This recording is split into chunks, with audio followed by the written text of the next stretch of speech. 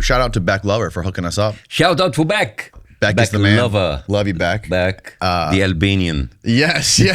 The Albanian. He's a wild boy. Yeah. But it's nice to meet you, man. Thank you for coming. No, thank you for having me. You have I think we should start this thing out by explaining like your insane backstory. How you started as a heart surgeon and ended up in stand-up comedy. Yeah. Has anyone ever done that before, or are you the first?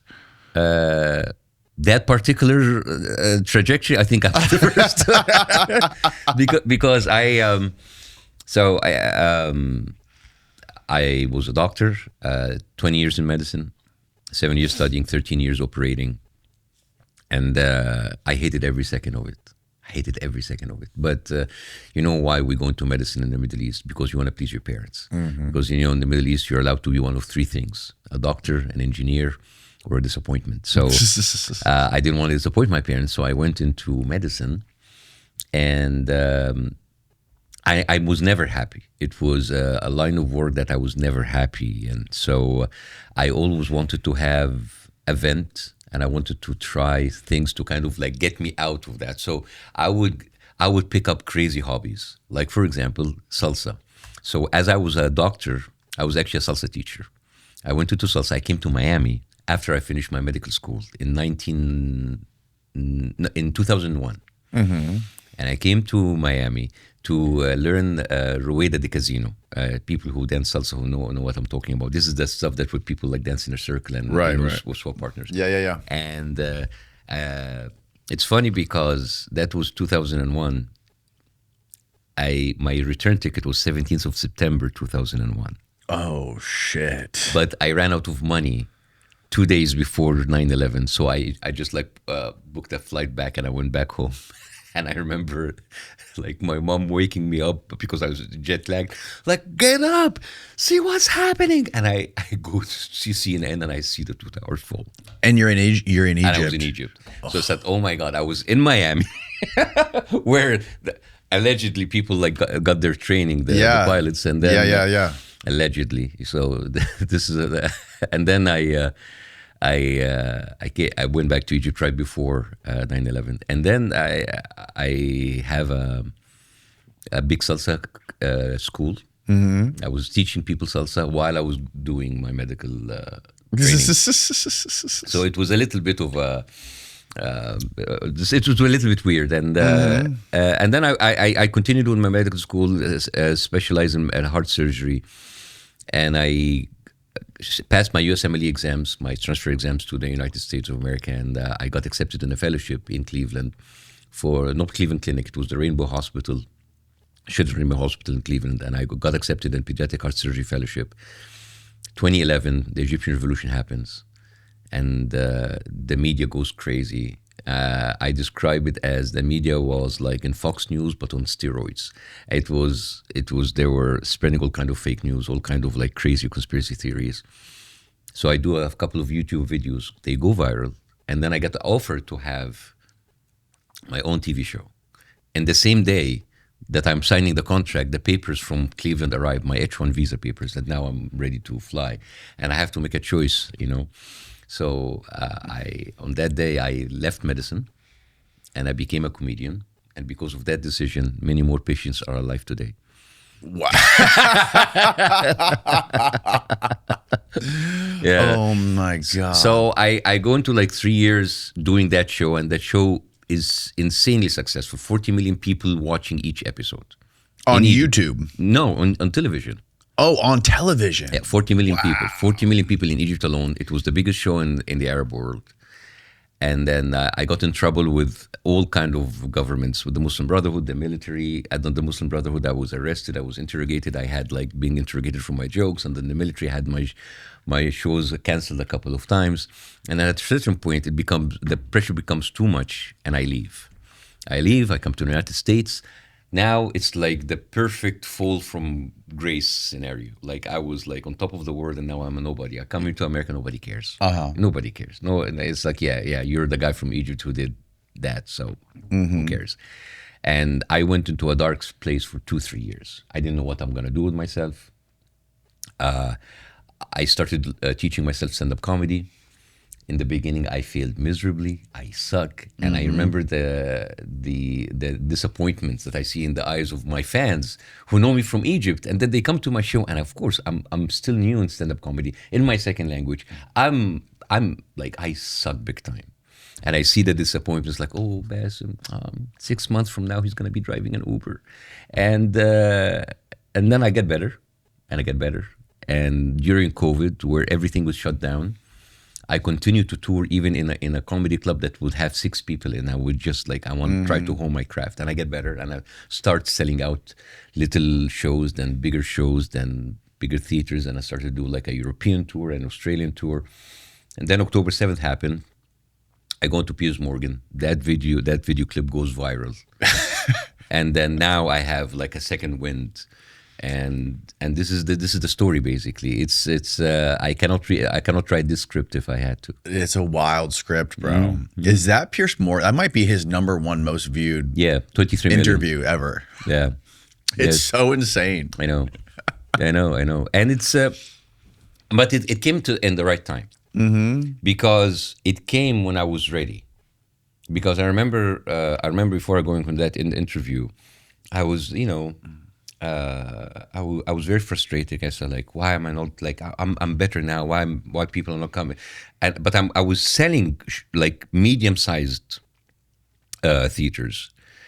I was doing well. I was actually, the income was going well, but I wanted more. But it is good that interview came in the right time, because if it came earlier, I wasn't that good.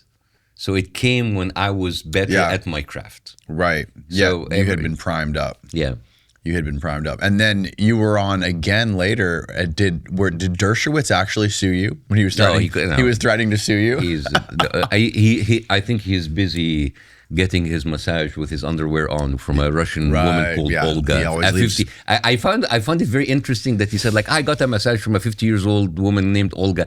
You managed to find the only 50-year-old woman in this whole Epstein Island. Like, do you think like there's like people over 50 in Epstein Island? Come on. Oh my God, the best moment where he's like, if he was Mossad, I would have been able to get him off scot-free. And you're like, what? You hear what he just said? and then at that moment I said, like, can I apply to Mossad?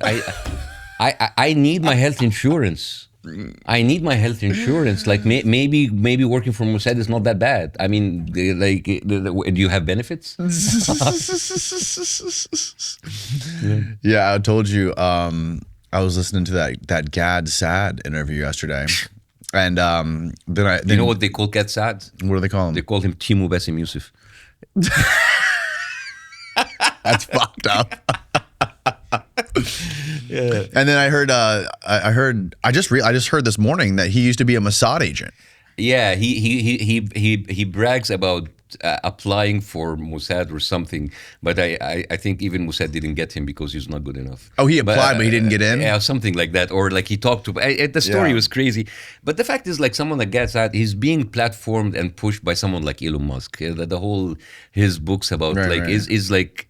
the guy is an immigrant himself. He's from Lebanon, and then he comes in as like all immigrants, like, he's just like a part of from Hasbara. It's very, because the guy is a mediocre writer at best, but somehow he's being celebrated by the tech bros, and every now and then you see Elon Musk just pushing his books, and it's just. His theory, the whole suicidal empathy thing makes sense, and it is true in a lot of cases on different things. But I think he overextends it he applies it to things that it shouldn't be applied to. Like, it's interesting that he only uses it's only suicide empathy when you're talking about Muslims. But he doesn't talk about the Zionist control or like it's like let's like close all of the Islamic school, but let's have the Jewish school open. You know, it's just the picking and choosing is crazy a little bit. Yeah, it is, because like I'm not aware of an Islamic lobby that's controlling politicians in the United States. I'm not aware of an Islamic APAC that is bribing and blackmailing both sides of the aisle for another Islamic country. I'm not aware of an Islamic country who is basically sucking out all of the funds of the United States of America and our taxpayer money to buy weapons to kill people. I'm not aware of that. So maybe his empathy works on one side. Have you seen what's happening with this Thomas Massie race in Kentucky, which is supposed to happen next week? I think it gets the votes happen The next amount week. of money that APAC is pouring against him It's is insane. crazy. Is it like 15 million or something they're pouring into that well, guy? if you remember last year, I think that in Brooklyn or 2 years ago, they poured like $60 million for one seat in Brooklyn or something like that. And if this doesn't tell What you, the hell do they have? Why do they care so much about Kentucky? no, Like, no, Kentucky's one of the poorest states in the country. It doesn't matter. They are so if you follow the spending, the APAC spending, they don't care about like how important the district is. They just want to make an example of someone. If you stand against it, because Thomas Massie is one of the very few people who speaks very very openly against APAC, and he want to push. He even, I think a couple of days ago, he submitted a legislation to force APAC to register as a foreign lobby. Yes. Which is something that JFK tried to do and failed. So it is for them. It's not about Kentucky. It's like, who are the voices that are against us, so we can make an example out of them. So the fact that they are pouring $15-16 million for a seat, Right. it tells you everything you need to know about the politics of this country. Yeah, and I think he's all crowdfunded, and he's still beating the dude by, I think, maybe 1 point he's winning by. Yeah. So imagine if he didn't have the $16 million. That other guy would not even have a chance. No. Because Thomas Massie is not just like anti-APAC. He's one of the very few congressmen who is speaking openly about the Epstein list, and he's standing next to the victims. There are only 2 or 3 of them standing next to the victims, which is crazy. 535 congressmen, none of them stood next to the victims other than 2 or 3, which tells you again everything you need to know about that lobby and the people that they buy. Yeah, the Epstein thing is completely crazy, and it's been eye-opening to see how different people in the government have reacted to it. You know, and people that have been implicated in it, that have been like caught flat out lying about shit, like Howard Lutnick. And you know, it's really crazy to see how these people are behaving in public in regards to these Epstein files. And I think there was a vote in Congress also about a transparency about the money being spent in order to settle all of the sexual scandals of congressmen. I can't remember what is it, but it did not pass. There were, I think if you look it up, the Congress has actually been paying like millions of dollars in order to settle sexual allegations against its own members.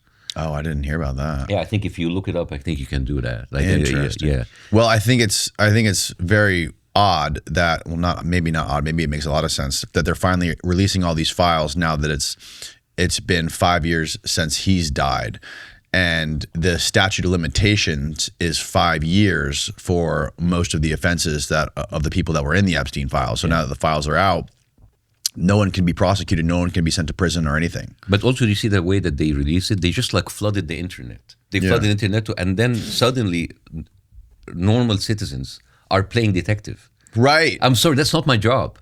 That's the FBI job. What Right. are you guys doing? They didn't give us any context. Basically, you're dumping it to us and say, like, okay, like, you go, you'll have fun with it. And then people are trying to make connections and look at the redacted files. I said, what is this? I mean, so what's next? Are you going to like give us like your plans for invading Iran, and we have to figure it out? Right. I mean, what other functions of the government should we be taking over? And not just that, now the alien stuff. And now, like, there's no analysis. There's no, like, what was the FBI's conclusion on all this stuff? I think Steve Bannon said it perfectly. He said the way that you deal with the media is to flood the zone with shit.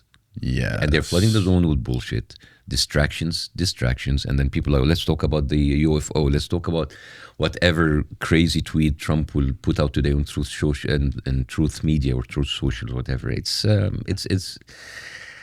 I mean, I'm the one who's coming from a third world country, and I'm saying like, guys, this is bullshit.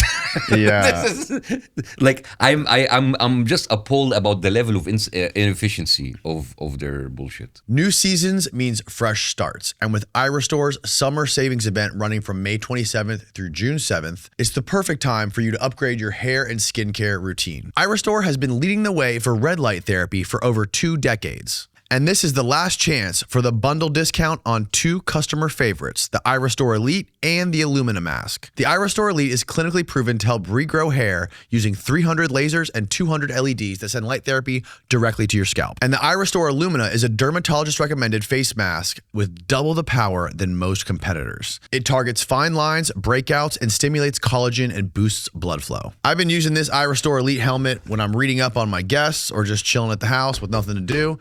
It's the coolest looking non-invasive way to re-stimulate your hair growth, and it looks badass. Ira Store is kicking off their summer savings event with some huge discounts on their red light therapy devices. And right now, you can save on their customer favorites like the Ira Store Elite helmet and the Illumina face mask. Just head on over to irastore.com and use the code DANNY to take advantage of this sale.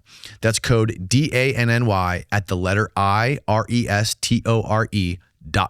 And please support the show by letting them know we sent you. Give your hair and skin the upgrade they deserve so you can feel confident and refreshed this summer. Well, the UFO stuff certainly trying all a distraction to get people to pay attention to the shiny object over here and stop looking at the Epstein files. And, you know, I don't think the whole Iran war was all about that. I think there was probably lots of reasons that they did that, but I feel like... Give me one good reason for invading Iran. I don't think it's a good reason. I think they had many reasons that they did it, but I think that like Israel pushing us to do it. Yeah, pretty much. But I think I know there was. We can get into that whole thing, but like I feel like if Trump was on the fence, because he's historically, I don't think Trump wanted to do it. I don't think Trump wanted to do the whole Iran invasion. If you just go out, we could play tape of him for the next 2 weeks of him saying how stupid it would be to start another Middle East war, right? And now that he's doing it, it's kind of weird. Like, why are you going against everything you've always said, right? Maybe he's compromised. So maybe it's blackmail. Maybe there's so much things. So basically, we are. My point I was trying to make real quick is that I think that if they were trying, if there was a bunch of forces that we don't know about, a bunch of shadowy, invisible leverage that they have on Trump, and they're trying to get him to do this war, and he's maybe on the fence of doing the war, but not sure. I think the Epstein files would be one thing that could push him over the fence to do it for 100%. sure. Yeah. I mean, basically, you have a compromised president, and I think it happened before. It happened before, and I went on Piers Morgan and said that, and I remember when I went on his show, he said like, "Oh, this is ridiculous. This is." But I was talking about a book that was reviewed by Times of Israel, which is an Israeli newspaper, about a book written by an Israeli about how during the peace talks in the end of the 90s, basically Netanyahu approached Clinton and said like, your Monica Lewinsky tape is safe. So basically they had the tapes on him. I saw that. Yeah. I saw that article. And it's very interesting how Bill Clinton in the 90s said one thing, and now they said like, I killed myself for the Palestinian to have everything, and they rejected it. And it was proven times and times again that this was not true.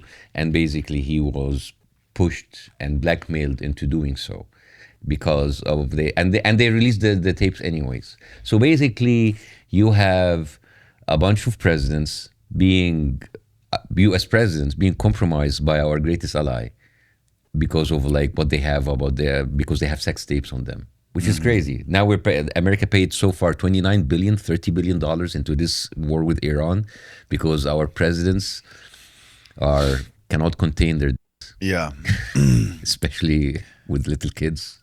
Yeah, I mean, I just like saying this.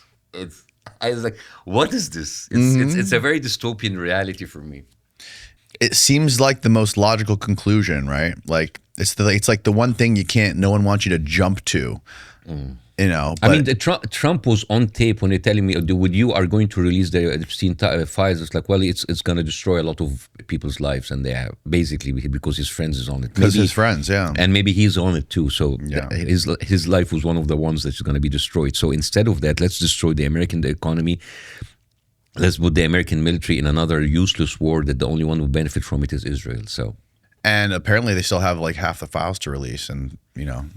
And we're probably never going to see those. Yeah, we're not going to release them. Yeah, and I don't just like like blame Trump because Biden was in power when these files were available. Oh, yeah. And he didn't release it. Right. Both sides are being compromised. So it is not like against Republicans. No. Like And no love, and you can't give any love to all the Democrats in Congress who are just trying to take their shot at him now that it's convenient for them. And, taking a shot at all the people that are trying to cover up the files now because they had their chance to do it and they never fucking did it. Listen, I was one of those people. Yeah. Like I got my citizenship in 2019. So in 2020, I could vote. And I was one of those people like vote blue no matter who, Bernie Sanders, Biden, anybody but Republicans, right? But now I'm trying to see that this is a useless fight. This is a made up animosity with the right versus the left. It's all fake. It's all fake because it doesn't make any sense when you have two sides of the aisle. They're fighting about everything. They cannot agree on anything.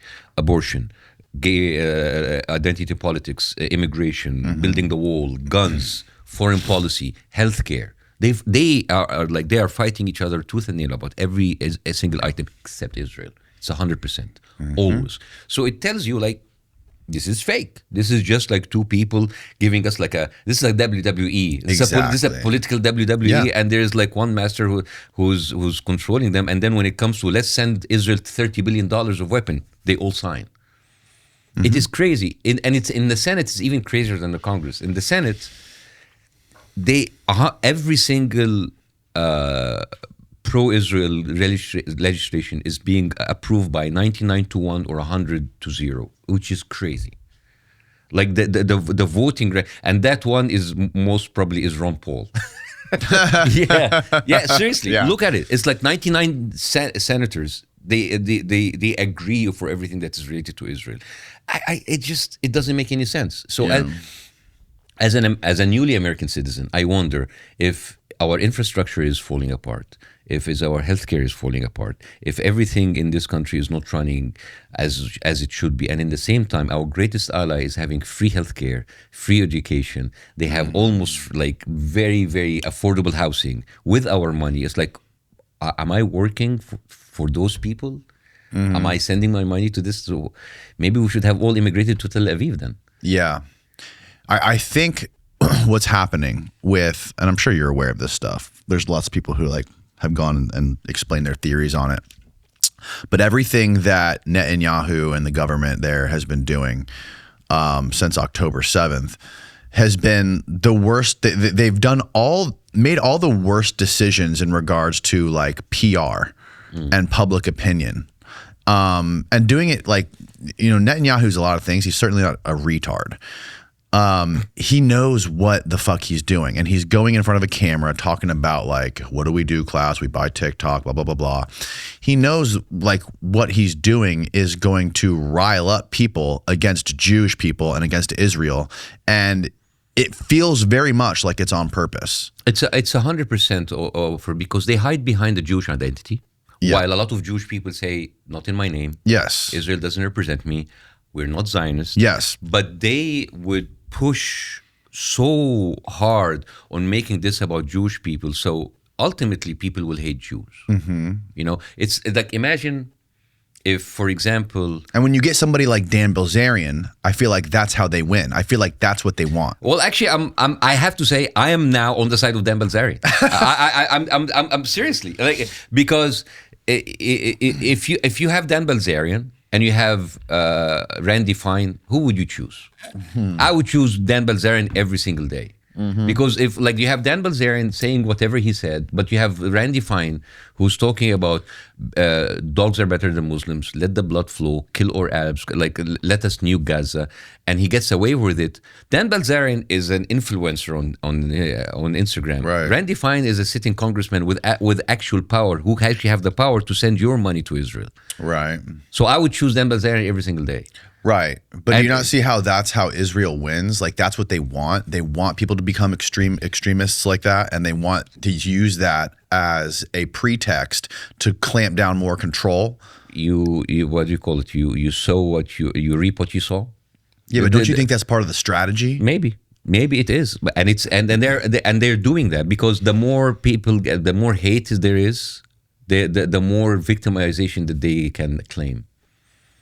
Right, exactly. I mean, exactly. I'll give you one example, which is, you've been to the military. Has anybody here served in the military? No. Okay, I didn't, but like I think even if we're not in the military, we know that the military is where there is like the very rigid rules. You cannot break these rules. The military is the highest level of discipline, right?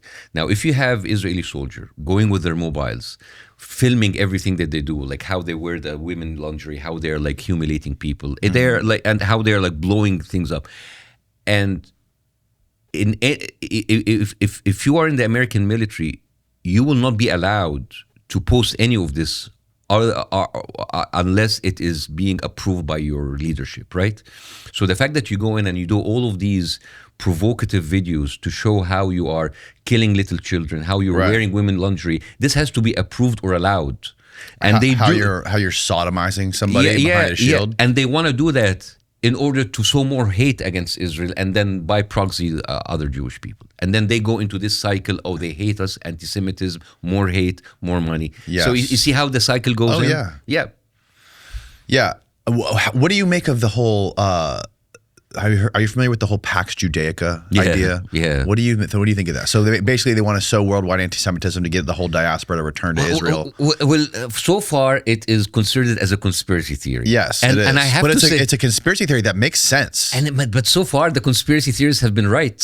I know. So now I'm open to any of this. I'm open to any of this, and I don't know if this is what they do, but they keep saying this is what's going to happen, and we see that the path going there. And I don't even need to meddle into conspiracy theory to tell you that what is happening now is wrong. Away from conspiracy theories, I'm an American citizen where my money is going to another country who are being found out to be committing atrocities with my money in the name of Jewish people, and that is not right. And this is all like, I don't need a conspiracy to prove that. But this whole thing about, like, if they have the strongest country in the world, which is the United States, going there fighting their wars, whether it's Iraq, whether it is Somalia, which is in Libya, which is in Iran, it's all on behalf of Israel. So it is crazy that we are the ones who are paying the money. We are the one who have all the power, and we're the one who are being led from our necks. Yes. It's like dating a dominatrix, and she's like slapping you. It's like, like slap my money, like take my money and slap my ass. It is. Yeah. So it's a very toxic relationship, and I don't understand it. And I always say, like, people from the Middle East, they left the Middle East because they didn't want to be controlled by their countries, and so they come to America to find out that they're still controlled by another country in the Middle East. What do you think of like the whole idea of the Al-Aqsa Mosque getting like hit by a rocket and then using that as like a pretext to nuke them and all this shit? Are you familiar with that whole thing? Say again? The Al-Aqsa Mosque. Al-Aqsa Mosque. Oh yeah, well, I have actually used that in one of my videos. There's one of these like Israeli Jewish rabbis. His name is Yusuf Mizrahi, and he said, like, if I was there, I would just like, as Iran is like shooting rockets, I would just blow up the mosque and say that they did it. Right. And the thing is, they say that in front of you, and this is what drives me crazy. They have already talked about Greater Israel. And then when you talk about them, they want to expand Israel, they say it's a conspiracy theory. They already talked about ethnic cleansing and pushing people from Gaza into Egypt. And when you talk about that, you say it's a conspiracy theory. They talk openly about blowing up the Al-Aqsa Mosque to build the third temple and just like pin it on Iran. And when you say that, it's a conspiracy theory. We talked many times about the false flags attacks that Israel has done. Even in the last war, they are attacking many of the Arab countries. And then a couple of days ago, they just found a secret base that was put in Iraq by the Israeli, the IDF. Have you seen it? I'm sure. No. Dude, can you please see the secret base that was uncovered in Iraq? Secret. So basically, they did like a temporary secret base. They basically, Israel did. Yeah, and when the Iraqi army was alerted, they were bombed. Where they were trying to figure out what that. Did you find it? No way. Yeah. So, and then people were saying many of the attacks on the Arab refinery has been actually done by Secret Israeli base in Iraq. What we know, Israeli troops reportedly used this base to launch attacks against Iran during the war. And I think they actually use it to launch attacks on the other Arab countries and then pin it to Iran. Israel built a secretly operated military outpost deep inside the Iraqi desert to support its air campaign in the run-up to the start of the U.S.-Israel war in Iran. Reports in the U.S. media have claimed. On Saturday, the Wall Street Journal reported that Israel built the installation, which housed special forces and served as a logistical hub for its air force, with the knowledge of the United States just before the start of the war in Iran. The military post also included capacity for search and rescue teams to assist down Israeli pilots. Wow. Yeah. Wow, this just came out 2 days ago. That's insane. Yeah. And actually, there's other reports afterward that's like this might be actually a base where they have actually hit other Arab countries and then pin it on Iran. And they have done this. They have done this false flag strategy. Israel has adopted many years ago, and they did it even against their own people. In 1951, they sent in a Mossad agent to Iraq with one objective, which is scaring the Iraqi Jews out of Iraq into Israel. And they have done five bombing. And this was actually reported by Avi Shleim, an Israeli Jew from Iraq who wrote a whole book about it. And they basically bombed four or five synagogues. Right. Their own synagogues, their own people, in order to scare Jewish people to leave Iraq. And then that same guy, a year later, went to Egypt, and he was involved in the Lavon affair, which is Operation Susanna, which is also bombing British and American facilities in order to turn America and Britain against Nasser, who just became president of Egypt. And Israel denied this operation, the Lavon affair, for 51 years. 51 years they denied it. And then in 2005, they finally admitted it by giving the participants participation certificates, kind of like an Amazon card or something. I know I have an acquaintance who was former FBI agent in New Jersey, who was a part of the team that arrested the Israelis on 9/11 that were dancing. Oh, yeah. That ended up being Mossad agents, and they shipped them back. Yeah. That's a fucking crazy story. That's a fucking crazy story. And what's actually interesting for me is I remember there was a clip, and I think you can find it also. There's a guy say, I think it was on CNN or something. He said, believe it or not, we found one of the passports of the hijackers lying down in Lower Manhattan. So what amazing! So this maybe the Twin Tower should have been built by the same material that this passport, this super passport that they just found lying around. It's just pristine, pristine. And I found and here's the thing: whenever people tell me like, what is this? That's the flight ticket. Yeah. No. There's actually a video about it. Is there really? There's a video. Interesting. There's a video. If you find like a video saying, I actually posted that video on my thing. Talking about how they found the intact passport in Lower Manhattan. Yeah. So, just some random person found it? One of the police officers found it. A police officer found it. Right. Yeah. I've always struggled with finding a way to keep my firearm within reach, but also safe around the kids. Keeping it in the closet is just too far away. I remember finding my parents' firearm when I was a kid, and I don't want that happening to me. And that's what StopBox USA has solved with their StopBox Pro. Their customizable 5-button pattern is 100% mechanical to open, and the best part is I don't have to fumble around with a keypad in the dead of night. And what a relief that it doesn't operate on a battery. It stays under the pillow for fast access, and the best part is I love that it's safe around the kids. I never have to choose between security or readiness again. I love how well made it is, and when I travel, it slips right into my bag. No need for an extra bulky Pelican case. It's truly the best solution I've found, and I'm very happy to have StopBox sponsor the show. StopBox is made in the USA and it's tariff-free. StopBox is also TSA compliant, so you don't need a separate carry case. They also have a wall-mounted version and one for easy access in your car. And check out their new StopBox You Can. It uses the same mechanical locking system, but with more storage. You no longer need to trade safety for speed and readiness. For a limited time, our listeners are getting 10% off at StopBox when you use the code Danny at checkout. Head on over to stopboxusa.com and use the code DANNY for 10% off your entire order. After you purchase, they're going to ask where you heard about them, and please support our show by telling them we sent you. The Building 7 thing's interesting because there's people that say Building 7 because it was a CIA building that held a lot of classified shit. Yeah, the Solomon Brothers building. They say that building would have been pre-wired with explosives anyways because of all the shit that was in it. Well, a funny story about Building 7. Do you remember Rosie O'Donnell when she went on The View and talked about Building 7 and then she lost her career? I vaguely remember that, yes. Okay, so Rosie O'Donnell, remember that? She said, like, I'm just asking the question.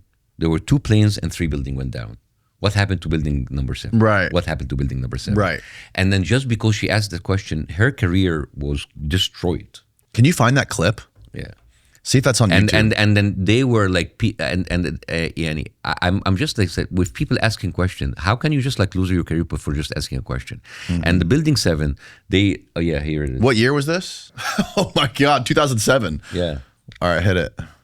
And I'm not a military strategist. No, but do you I think that Iraq had anything to do with 9/11, Elizabeth? You know what? That's Yes or something no? that I struggle with. Did Iraq have anything to do with blowing up the I Twin believe that Towers? at the time, George Bush our president was faced with a decision, and all the evidence stated that it did, and all the evidence that all the Democrats who voted for this war saw, and Not all also the believe that evidence, all the cherry-picked evidence. Okay, well, the evidence that they saw indicated that Iraq had a part in 9/11, and that they were plotting to use those weapons of mass destruction in still future think this times. now? Hang on. He has a choice to make the mistake and go in there, assuming that they did or that they didn't. Okay, I'd rather him make the mistake on the fact that yes, they had it, and at least we went Okay, in let me there. ask you one more thing. Do you think the government purposely misled the American people to believe that Iraq had something to do with 9/11? No. Yes, says the crowd. Do you believe that the government had anything to do with the attack of 9/11? Do you believe in a conspiracy in terms of the attack of 9/11? No, but I do believe that it is the first time in history that fire has ever melted steel. I do believe that it defies physics for the World Trade Center Tower 7, Building 7, which collapsed in on itself. It is impossible for a building to fall the way it fell without explosives being involved. World Trade Center 7. World Trader 1 and 2 got hit by planes. 7, miraculously, the first time in history, steel was melted by fire. It is physically impossible. And who do you think is responsible for that? I have no idea. But to say that we don't know that it imploded and it was an implosion and a demolition is beyond ignorant. Look at the films, get a physics expert here from Yale, from Harvard, pick the school. It defies reason. Let's get one. Let's get one, because Wow. that would do it. You haven't seen that? No. Oh my God. That's amazing. In 2007. Her career took a nosedive after this. And she was vilified. She was Nasty woman. She was called anti-Semitic. Everything. Right. So, and then, if you ask a question like this, I mean, have you seen all of these like airport accidents when like a plane like hits like a truck and that it crumbles because plane bodies are very fragile. Yes. Because they are light, they need to fly. Right. But then we have to believe that they went into steel buildings, burn it, and then it went down like perfectly like this. There's lots of really weird questions about that whole thing. And then if you ask this, you call conspiracy theories because this is the easiest thing to kind of. There's this documentary called 9/11, The New Pearl Harbor, and they break down all kinds of big questions, like physics questions about that whole thing. Oh yeah, I've seen that. Like the one about like how do they make the phone calls moving so fast because they're going like you can't. It's going to connect from like you're going to get cut off every 2 minutes because of all the cell towers that are being connected to the phones there. Yeah. And then the other thing is like flying at that low altitude where the air is so thick, it would have ripped the wings off. And they interviewed like multiple aviation experts and shit like that. And this is why when Israel said October 7th is our new 9/11, I believe them. It is. It is. I mean, look at what happened on October 7th. The attack was 6:20 a.m. The attack. The Hamas attack on the music festival and the Kaputz was 6:20 a.m. The first response from Israel was at between 12 and 2 p.m., 6 to 8 hours after the attack.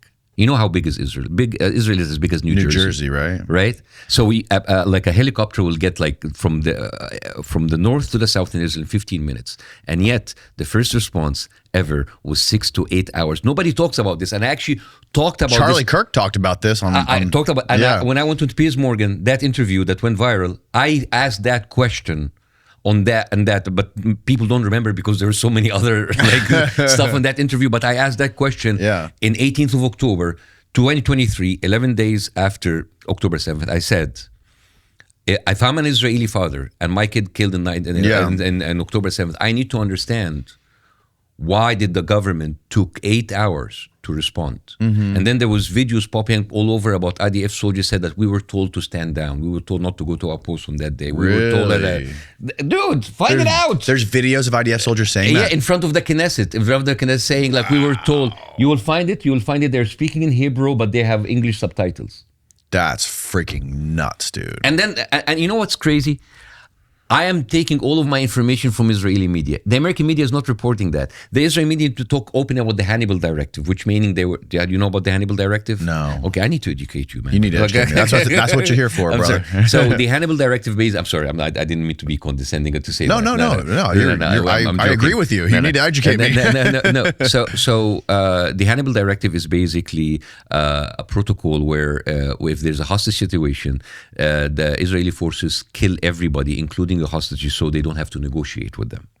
So there is multiple reports about using the Hannibal Directive from Israeli media, Israeli newspaper, that they actually, the number of casualties have ballooned on October 7th because the Israeli tanks and Israeli Apache airplanes, they shot indiscriminately, killing everybody.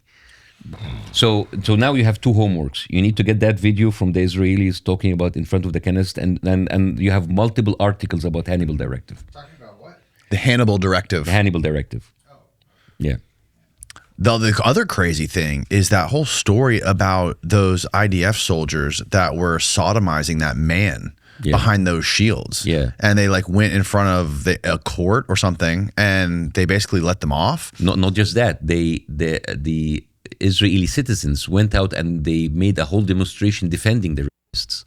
So that's why when they tell me, oh, it's only Netanyahu, it's only the government, I'm sorry, the whole society is sick. And I don't care if people call me anti-Semitic. Yeah, that's what I heard. I heard a lot of the young people in Israel are very pro-Netanyahu, and very pro that government. 82% of Israelis are with ethnic cleansing and driving people out of Gaza. Is this new, or has it been like this? No, it's been like this. Because they definitely aren't fans of Netanyahu, because there was all those protests that were happening in the streets. Yeah, but if compared to the number of like the population, I think it is a minority. Maybe it's like 10-20% maybe, and then they're still like have some brains in them, and the rest 80% or more are actually going for the genocide in Gaza. Like if you look to the statistics and percentages, is crazy. Did you find the Hannibal Directive? The Hannibal Directive, would it be a video, or would this be like you have like multiple articles? Yeah, find an article and about you have articles about it in that in describes what it is, and you'll find it a lot in Israeli media too. Here you go. Yeah. What's that? What's the AI say? The Hannibal Directive is a controversial directive formerly used by the IDF designed to prevent the capture of Israeli soldiers by enemy forces, even at the risk of harming or killing the captive soldier.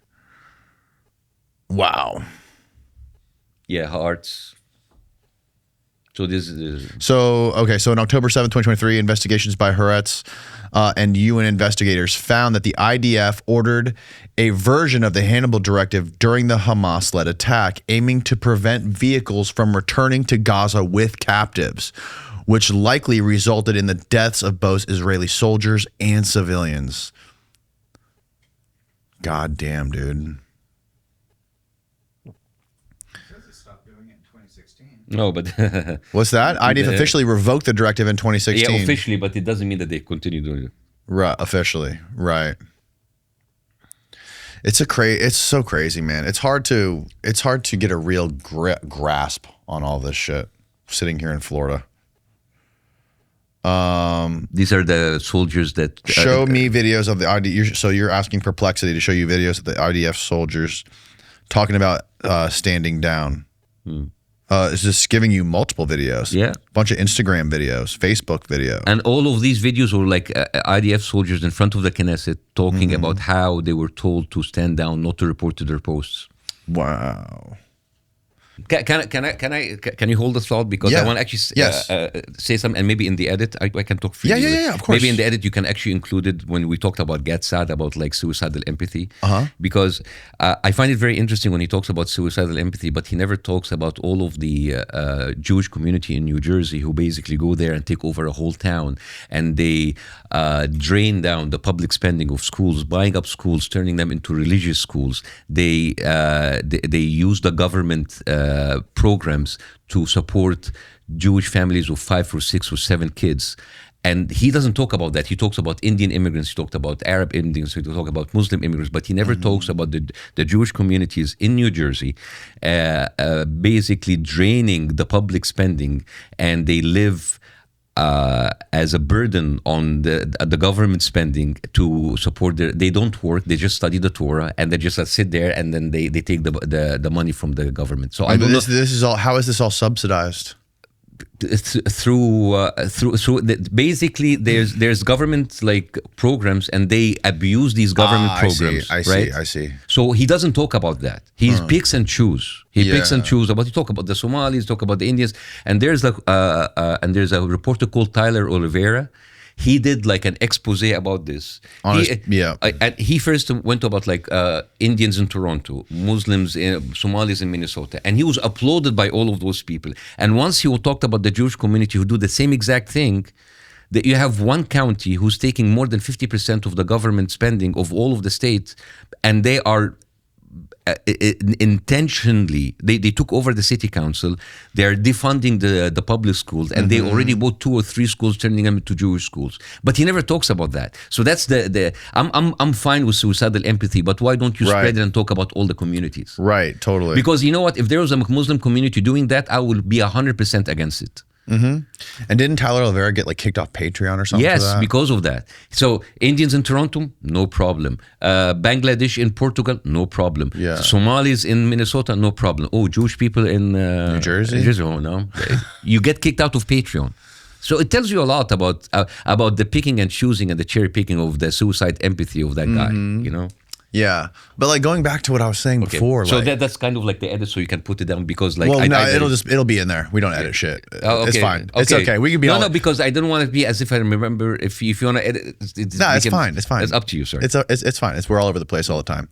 But it goes back to like what I was saying, that Americans are more aware of this stuff than ever before, and they're sick and tired of it. And you go on social media, everyone's talking about it. So it's like this compiling Streisand effect. Like, where does this end up? What happens with the next U.S. president? What are they going to say? How are they going to campaign? What's going to be their stance on APAC? Let me give you... And how are you going to get elected to be the next president of the United States while taking millions of dollars from APAC? Let me give you my experience from third world countries. In a third world country where you have very obvious dictatorship, the people know. The people are not stupid. Yes. And when they know and they speak up, the more that they speak up, the more brutality that happens, and that's how you see how you kind of control the people with more brutality.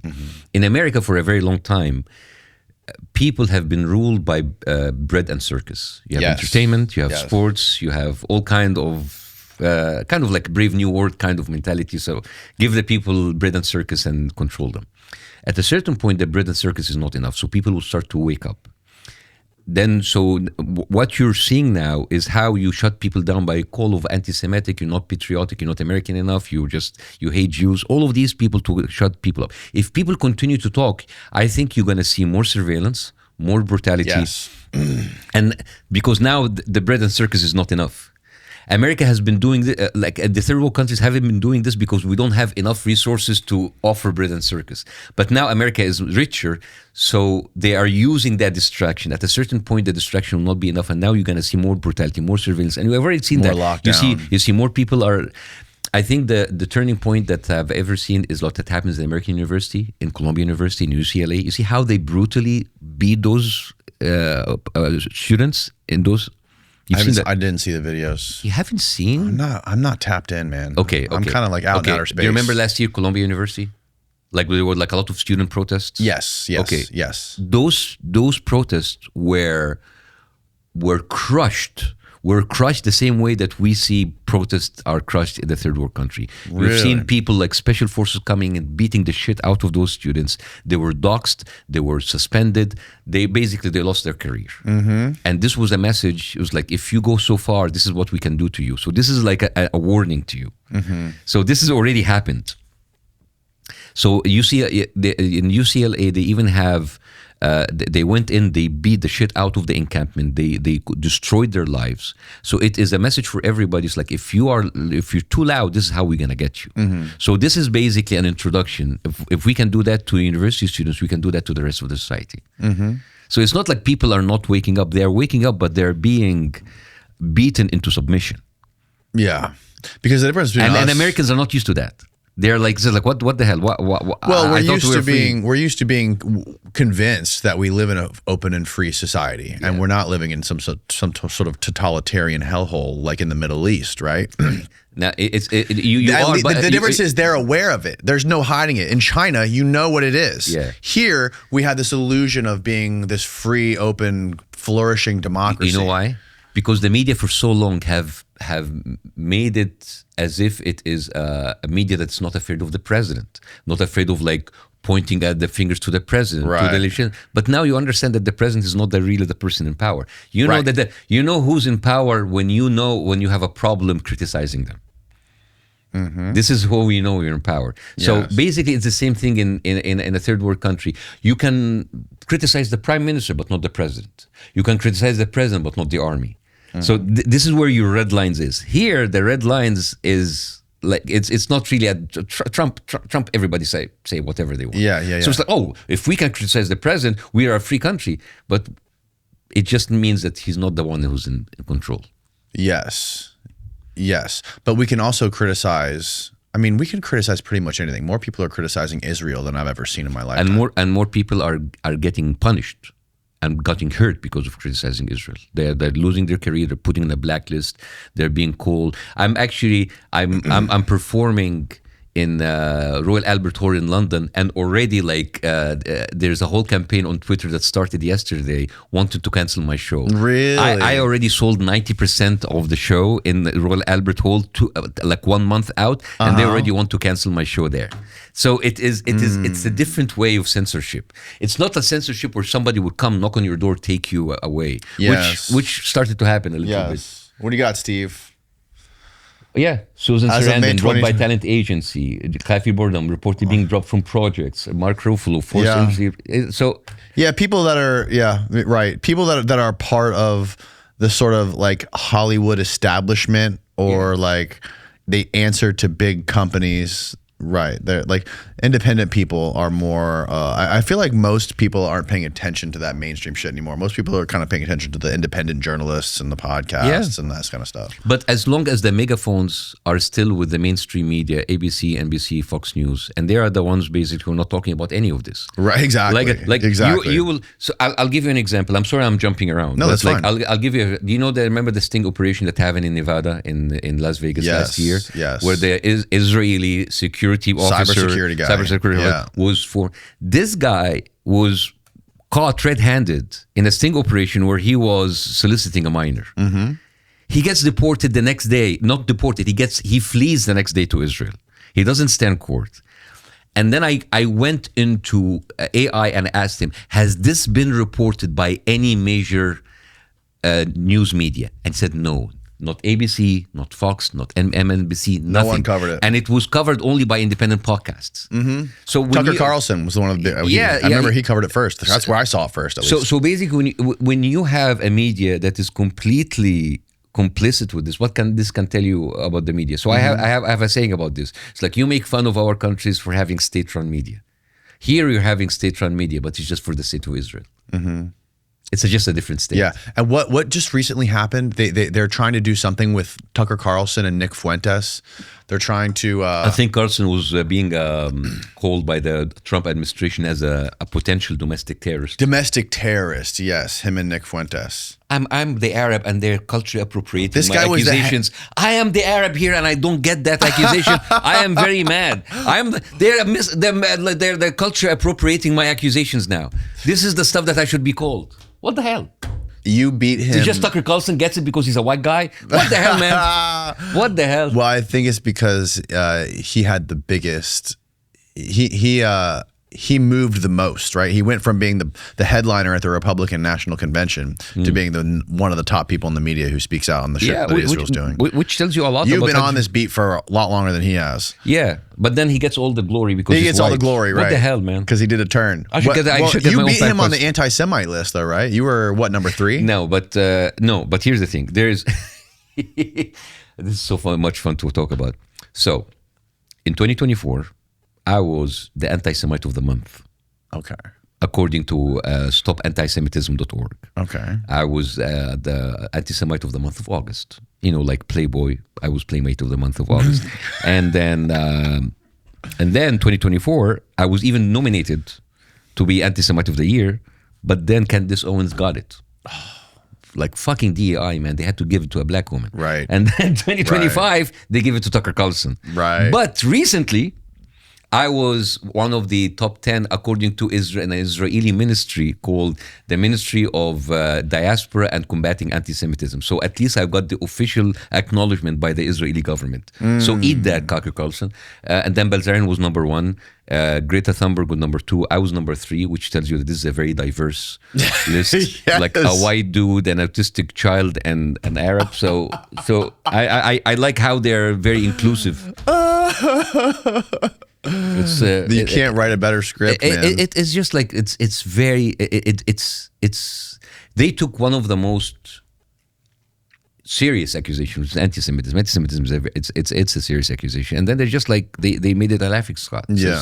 Well, they're trying to hide behind that religion, right? They're trying to hijack it. Yeah. They're trying to hijack Judaism, just like the American military is trying to hijack Christianity right now to justify this whole war in Iran. If Egypt had that kind of power and they started to do all of these horrible things, and it's like, we are Muslims, we're the only right to go, like good Muslims, we're the only real Muslims, and any other Muslim who doesn't approve of that is a fake Muslim, is a self-hating Muslim, you will end up hating Muslims, right? And Israel is doing the same thing. It's like, we are like Zionism is Judaism, anti-Semitism is anti-Zionism. If you don't approve that, you are a self-hating Jew. So people will say, all right, well, we're going to hate Jews. Right. So that's why they're hurting Jewish people all over. Months ago, I started to realize my sleep was getting worse. I would go to bed tired, but it would take me too long to fall asleep. And when I wake up, I feel like I never really shut down. And for me, once my sleep starts to slip, the rest of my day is out the window. And that's what led me to Ultra's sleep pouches, and the difference has been huge. I like that they're built to help you wind down without the usual problems. A lot of the sleep stuff out there either hits too hard or doesn't last long enough, or it leaves you feeling groggy the next day. Ultra took the pouch format and flipped it into something designed for sleep. They use 6 clean, research-backed ingredients: 1 milligram of melatonin plus L-theanine, magnesium, chamomile, passion flower, and lemon balm. So it's not just one ingredient doing one job. For me, it helps me wind down quicker so I get to bed on time, stay asleep longer, and I'm waking up feeling far more refreshed. Ultra Sleep Pouches deliver better, deeper sleep with properly dosed and natural ingredients. New customers can use the code DANNY to get 15% off at takeultra.com. That's TAKEULTRA.com for 15% off with the code DANNY. After you purchase, they're going to ask where you heard about them, and please support the show by letting them know we sent you. So is it true that Islam is the number 2 biggest religion in the world, right? Yeah. It's right behind Christianity. Yeah. So it's Christianity, Islam, and that accounts for like 2 billion people, roughly yeah. 2 billion people. Yeah. And then Judaism is like 15 million. So, no, but I think with numbers, I think Hindus will be more. Like I think there's more. There's more Hindus than there are Jews. Yeah, I mean, like if Jewish people are 15 million, I mean, India is 1.4 billion. Right. So I'm sure. So I don't think they are. Right. Yeah, you see, Hindus. Oh, You see, yeah, I'm Hinduism. so good. You're so smart. I'm so good. You know all about I'm this so shit. good. Oh my God! I just told you Hinduism is the 3rd one. I'm so good. Oh, Taoism. I didn't know their sign was a yin yang. That's awesome. Yeah. I need to convert. Yeah. But yeah, so if they want to, like, it seems like they're also trying to hijack Christianity, because I've heard people, talk about, oh, we have to be so fearful of this Muslim majority that's going to happen because in 2030, the world's going to be majority Muslim. There is a very interesting exchange between Tucker Carlson and Megyn Kelly and they talk about how we were always being. I think you're gonna find this video. It's a longer video, but like how we were being manipulated into hating Muslims, and how I think other than like absolute hate to Muslims is unacceptable. And they're saying like, what else have how else have been being manipulated? And it is interesting to see that on the right, like, because I remember Tucker Carlson and Kelly saying the most horrible things about Islam, and I was like, maybe we've been manipulated. And I'm not absolving them from whatever they said before, but I say it's an interesting shift, like how you're just like being pushed to just like hate people who are different, hate immigrants, hate Muslims, hate Arabs, hate Christians, and then you sit back and watch the fight. Yeah, it's certainly interesting to watch it all play out, for sure. And, you know, again, the whole thing with the American military trying to embrace this Christian nationalism stuff lately. I found it very interesting when have you heard about like the beginning of the war, how many of the troops actually complained in the military, how they were told that Trump was anointed by Jesus to bring on Armageddon. So basically Trump was chosen by Jesus to bring on the end of the world. And I have to say, great choice. I mean, if I would trust anybody to bring the destruction of that planet, it would be Donald Trump. I don't think Trump would actually believe it. You know, he will announce the rapture as if he's one of Israeli. And it's like, second coming's gonna be huge. Everybody, nobody comes like me. I'm gonna be coming and coming. Yeah. There was allegedly, I saw that the Texas televangelist who was at Trump's birthday, who said that he was anointed by Christ, got caught. When they had this gold statue, and it's like, I assure you, this is not a golden calf. Yeah, he just got busted with a meth lab in his church. Oh yeah, he was cooking meth in his church. There is so many, and the number of pastors who were, by the way, they go on the free trips of Israel and they come back because Israel announced that they have. I'm sure they can bring like how Israel is recruiting pastors. They fly hundreds of pastors. They're flying them to Israel. And they come back and they affect like simple Americans going to churches, and then many of them has been caught by actually having sex with minors and so you're basically you have an Epstein list everywhere. Yes, you have an Epstein. You have Epstein-like characters in churches, in Silicon Valley, in politicians. So basically, you have a bunch of people who are caught with their pants down, children, and then you hold them on for the rest of their life, and they become their bitches for the rest of your life, and now we have to pay for that. Right. And what do you make of these tech companies like Palantir and all this? They seem to be the ones pulling the strings behind a lot of it, and not just pulling the strings with like mentoring the politicians or funding the politicians and donating money everywhere, but also being behind this huge push to like map everything that's happening in Silicon Valley with Christianity. Well, I mean, of course, you remember when what's his name, Thiel? Peter Thiel, gay Christian billionaire, and he is like giving a 4-part course about the Antichrist. I was like, what the hell? Right. I mean, what the right? What is that about? What is that about? What is that? It's so strange. It's so fucking weird. It is crazy, and now Alex Karp, when he like just posted the manifesto for the new, they want to bring back the new Tech Republic. Yeah, they want to bring back the draft, and it's all about surveillance, and now it's like it's all we're living in a Minority Report reality now. Yes.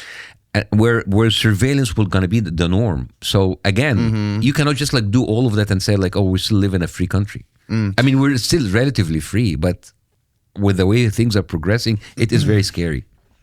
And not only do you have Palantir in their manifesto saying they want to bring back conscription and bring back the draft, but you also have the guy who's running against Thomas Massie just said on a podcast that he thinks that it's a problem that we don't have the draft. It is interesting how they are normalizing stuff. Like, for example, like Netanyahu and many of the Zionist Israeli tech people, they say like, well, the First Amendment should be reviewed. Like, there's no we're talking about like, oh, how they're basically telling people like there's too much free speech.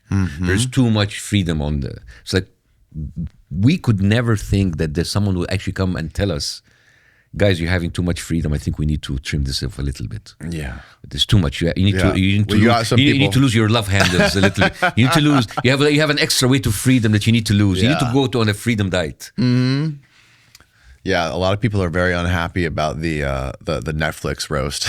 They're saying that we need to dial back the freedom of speech a little bit after that. That might have been too much. I don't care about if you do it for comedians, but like you're talking about like freedom of speech, about like actually talking about the social media and talking about, and then and then if you don't like if they don't like it, they okay, TikTok is too free, we're gonna buy it.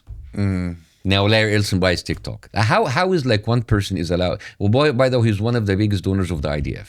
How is one person is allowed to control CNN? I HBO? thought TikTok. The problem with TikTok was China. I thought that China was the problem. No, with it was TikTok. never.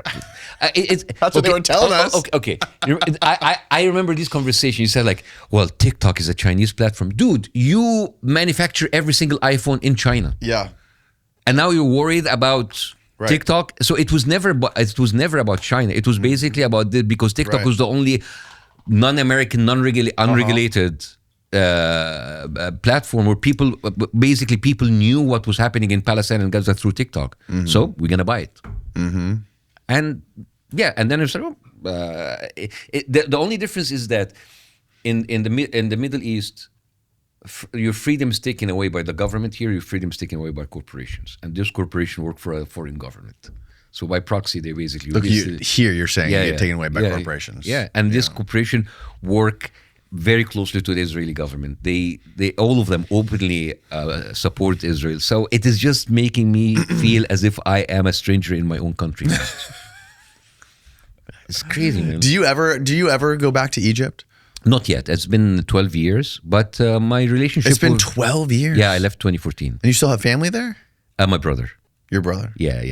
Are you not allowed to go back? Would you get in trouble? There was a big part of that 12 years where it was not very comfortable. It was not a comfortable relationship. But in the past couple of years, there had been connections. I've even had I appeared remotely into a TV show as interview in Egypt. So it was kind of a sign that things are like calming down between. Mellowing out. Yeah, but because honestly, I talked about this very openly. Yeah, I had a lot of problems with how things were in Egypt, and it was not very friendly for a while. But honestly, now I don't need to fight 100 battles on different fronts. I am an American citizen now.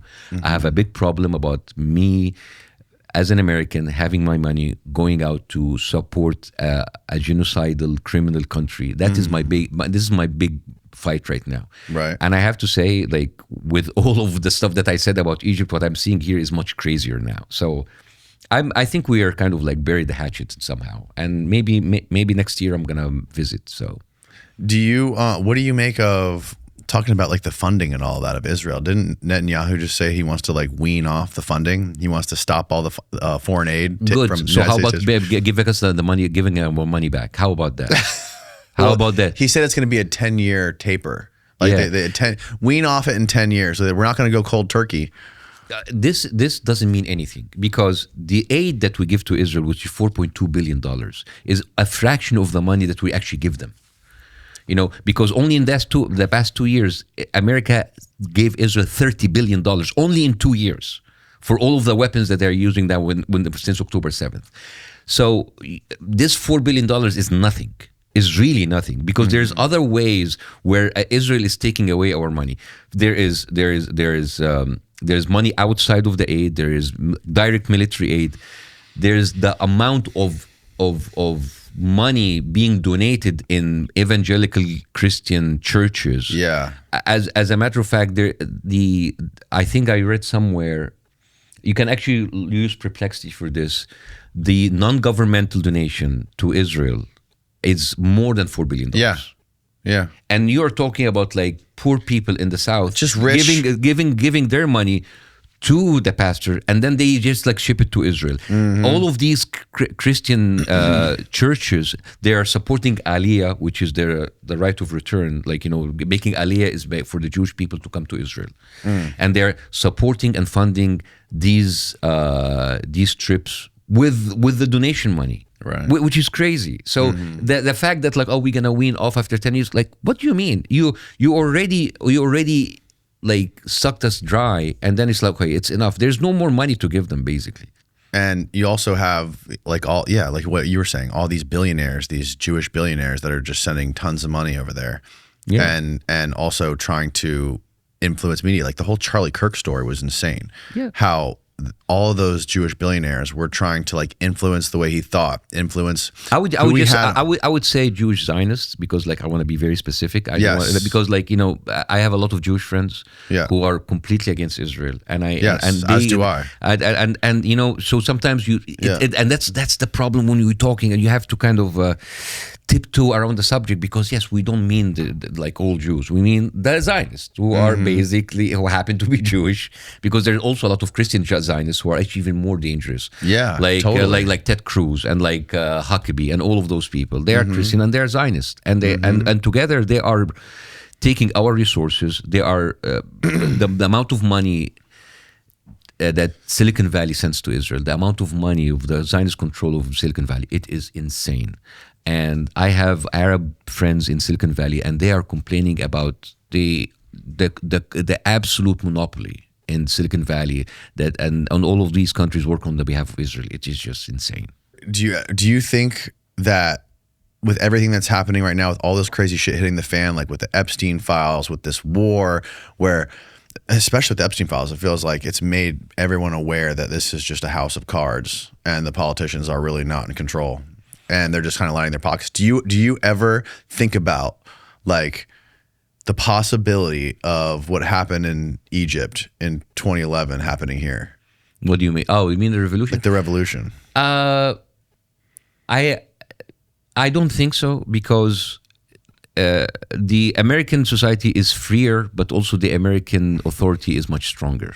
And we saw what they can do if they can want to crush demonstrations. We've seen it with our own eyes in the universities, and I think this was a warning sign. And I think basically they are letting us know what's happening and tell us there's nothing you can do about it, because people are being shouting about what you've read what's in the files. It's terrible. It's like what they do to the kids and what they do, and all of the coded words, and people have been talking about it, and the media said, and no one protests about it. Conspiracy theories. Conspiracy. It's not true. The Dow is up 50. Oh, the 50,000. Look at the fucking Dow. You want the Dow to drop? Yeah. Now she got the Dow up her ass and she left. Now we can. Exactly. What's her name? She got the Dow up her ass. She left. Yeah, man. I don't know. I feel like that's one of the most unifying apolitical stories of my lifetime is this Epstein files. Yeah. It's both sides are implicated in that, which it's not a left and right fight. It's a vertical fight. Actually, it made me think about something. You remember like how for a few years now, people talk about Epstein files. They've seen the Epstein files and nothing happening. And now the same people were watching all of these videos, horrific videos coming out of Gaza. And then we see it and nothing is happening. I feel it's almost by design that I'm going to show you what I'm doing. I'm going to show you how corrupt everything is. And you're going to watch it and nothing will happen. And eventually people will feel helpless.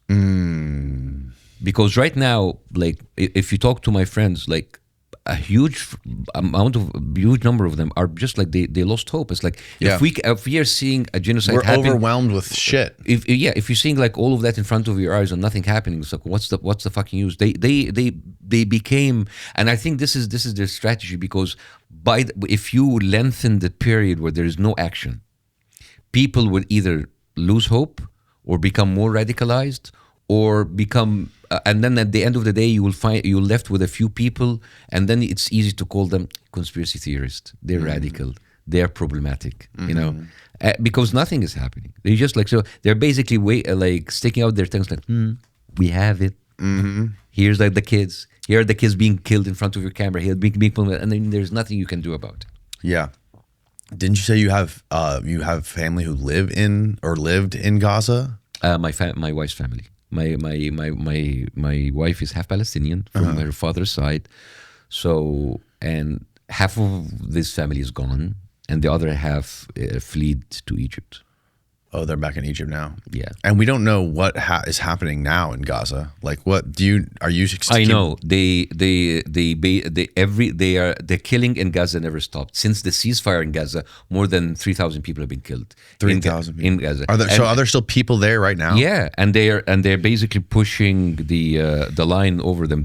They're supposed first Israel took 45% of Gaza, and now they actually moved 10% more. They're actually moving like they are closing in on them. The killing in Gaza never stopped, and the killing in the West Bank never stopped, and and all of the stuff they have been doing in Palestine never stopped. And now nobody talks about what they're doing in Lebanon, which is another genocide. Oh yeah. Nobody talks about what they're doing in Lebanon, but it is very easy to just like hide behind Hezbollah, Hamas. We're doing it because of the terrorists, and then you go in and you raise a complete like neighborhood, like villages. You just like Kadum Nabran. Nobody talks about what's happening to Lebanese people right now. It's crazy. And one of the other crazy things about this is like I've had former CIA officers in here, like John Kiriakou, who said that I love that guy. Can I get his number? Yeah, of course. I would love. I'm a huge fan of John Kiriakou. Oh yeah. Oh, I love that guy. I'll connect you guys for Please, sure. Yes. He was telling me that on his first day at the CIA, they warned them about the tier list of all of the foreign threats, and he's like, Israel's number 2. Who's number 1? I think it was. I want to say it was China or North Korea. Okay. But like as far as foreign spies infiltrating us, like their number 2 like red alert is Israeli undeclared spies. John Kiriakou has talked many times about like every single gift given by the Israelis they are all bugged. It's like we were instructed not to receive any gifts. Oh yeah. From Israeli because they bug everything. He told me about a time they tried to recruit him too. Oh yes, and he said like no, and yeah, Kiriakou, are you Jewish? It's like don't ever do it. Yeah, I saw that clip. Yeah. And in another interview, I remember John Kiriakou talking about how they had 2 CIA officers or like from America, and they went the embassy. They went to live there. When they lived there, and they cut their dog's tail, and they would like shat in their bathrooms, in all their toilets, and they just like ramble, and they are like pro-Israel. It's like this is what they do to their friends. Imagine what they do with their enemies. Yeah, like intimidation tactics. Like you aren't in control here. Like it's crazy. One of the characters. Do you know the famous story about how every time Netanyahu and his wife visit the White House, they come with like suitcases of dirty laundry, so they would they wash it in the White House. Please pull. I know this sounds crazy. Pull that up. Talk about like Bibi Netanyahu's dirty laundry White House. You will find that. I didn't know shit about his wife until I watched that Bibi Files documentary. Yeah. Well, I mean, if you look at your wife, you understand why Bibi is messed up. Yeah. It seems like she's really got her hooks into him, like really controlling a lot of it. No, I'm not gonna absolve Bibi. No, you can't absolve him. But it? She's certainly manipulative. Yeah. The Guardian. Stained relations. Israeli prime minister accused of taking dirty laundry on state trips. Benjamin Netanyahu and his wife said to pack soiled clothes to be cleaned on foreign trips. What the fuck is that? Is that sort of weird, symbolic religious shit? And they do it a lot, especially when they go to the United States. So it's basically they are trolling people. And they tell people about this? I don't know if they tell it or brag it, but it's there. Or brag about it to people? Yeah. One of the craziest fucking stories that I learned. Yeah, you recently. see, like a practice notice by staff at the White House guest house. The Netanyahus are the only ones who bring actual suitcases of dirty laundry for us to clean. That's after bonkers. multiple trips, it became clear this was intentional. This wow. like seriously, like I am to tell you, Israel is the ultimate fuck you in your face. Yes, they are just like going around saying like fuck you guys, we don't care. And that's exactly what the American politicians are doing too, because they're saying fuck you to us as well, because they're the ones. Yeah. Like I don't blame Israel for doing everything they're doing. Like if that's what they should do. That's what a foreign country should do if they want to survive. I blame the people in the United States, the people who run this country, who are allowing it to happen and taking the money from It's them. very easy. If a government is formed of people, and if you control or blackmail or bribe enough people, you control that government. Yes. Right? So it's not a conspiracy. If you have APAC bragging about 98% of our candidates make it to power. So if you're bragging openly about this, and then when you say it, you're anti-Semitic. I said, how is this? How is me repeating what you say is anti-Semitic? Well, I just repeated what you said. That word has lost its meaning. Like it doesn't really mean anything anymore. Yeah, it's like use and abuse like I use condom. It doesn't. It's ineffective anymore. It is completely ineffective. Can I have a bathroom break? Yes. Thank you. Yeah, yes. We'll be right back. Yeah. So this was a tweet from yesterday where he said, Netanyahu said, today I instructed my legal advisors to... Nicholas Kristof had an incredible report about the sexual violence against Palestinian prisoners. And Kristof is a New York Times reporter. Yes. And and basically they tried to whitewash them with another CNN report talking again about the sexual violence on October 7th, which was basically the main author is a Jewish Israeli woman. Her sons are in the IDF, so it's a completely non-biased report.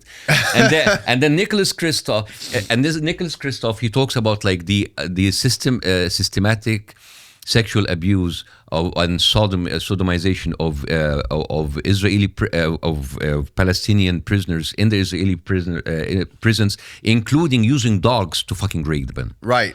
Dogs. And then I'm gonna be like on a tangent here because I remember. Do you know the Nelk Boys? Yes. I interviewed the Nelk Boys, and I got a clip from them in their trip to Israel. And they were bragging in front of the Nelk Boys how this is like the only dogs who are they are actually trained to kill people.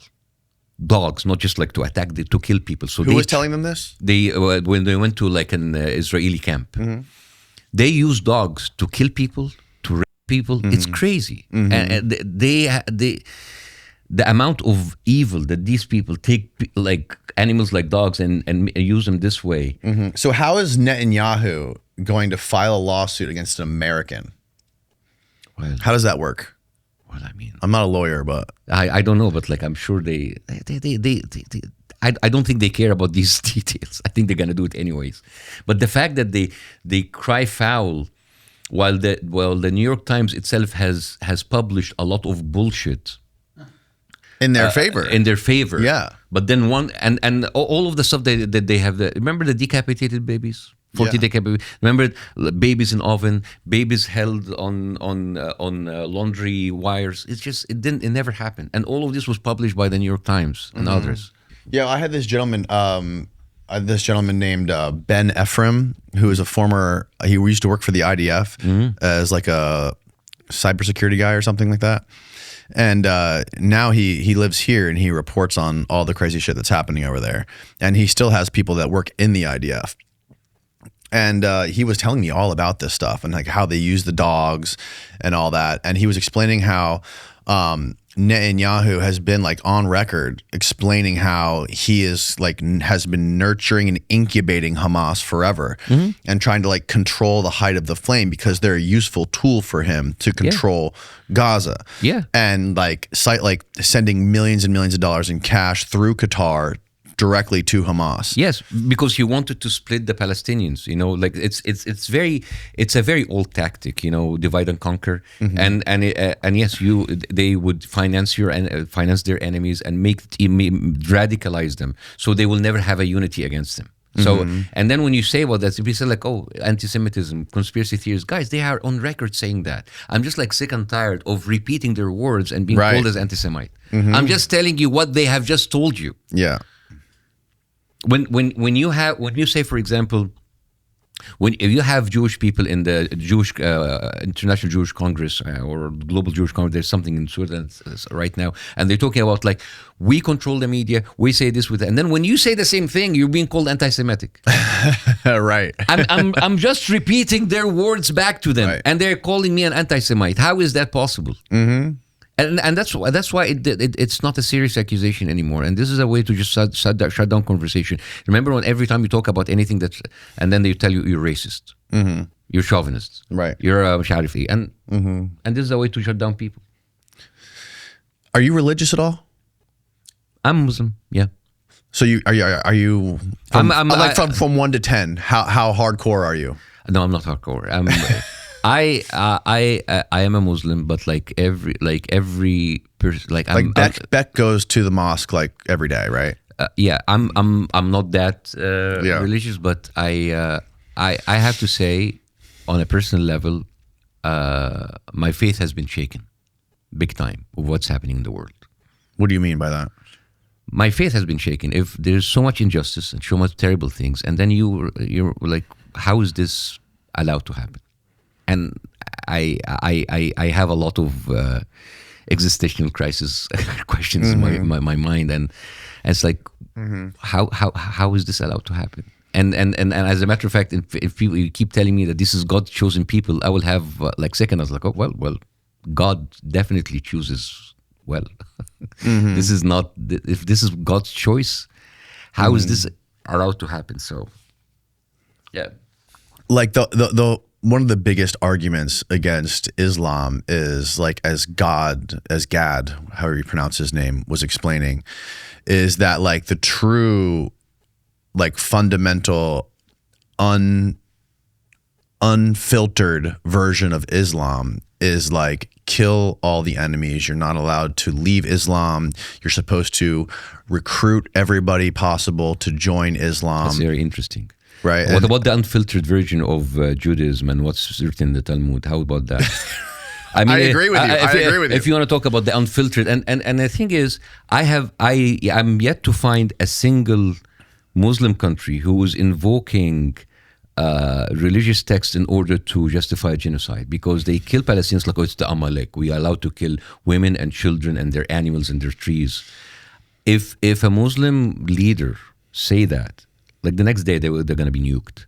Like they are the ones who are invoking religious texts in order to justify genocide and killing people. I've not seen that. I've seen that with ISIS.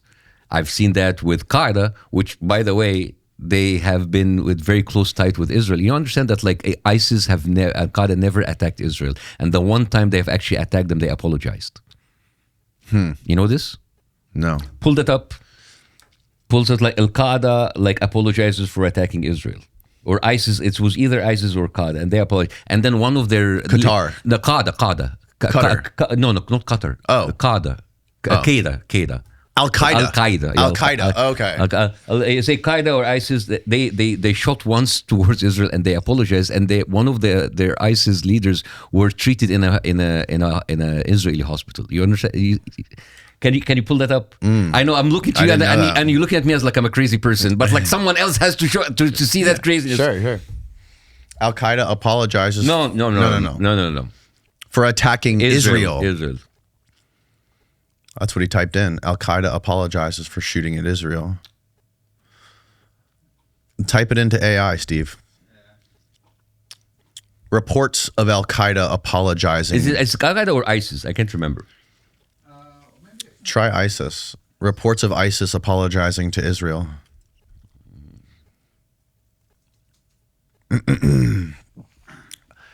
Yeah, the Independent, first one. ISIS fighters attacked the IDF unit and then apologized. Isn't one of the Al-Qaeda leaders now running Turkey or something? Or no, Syria.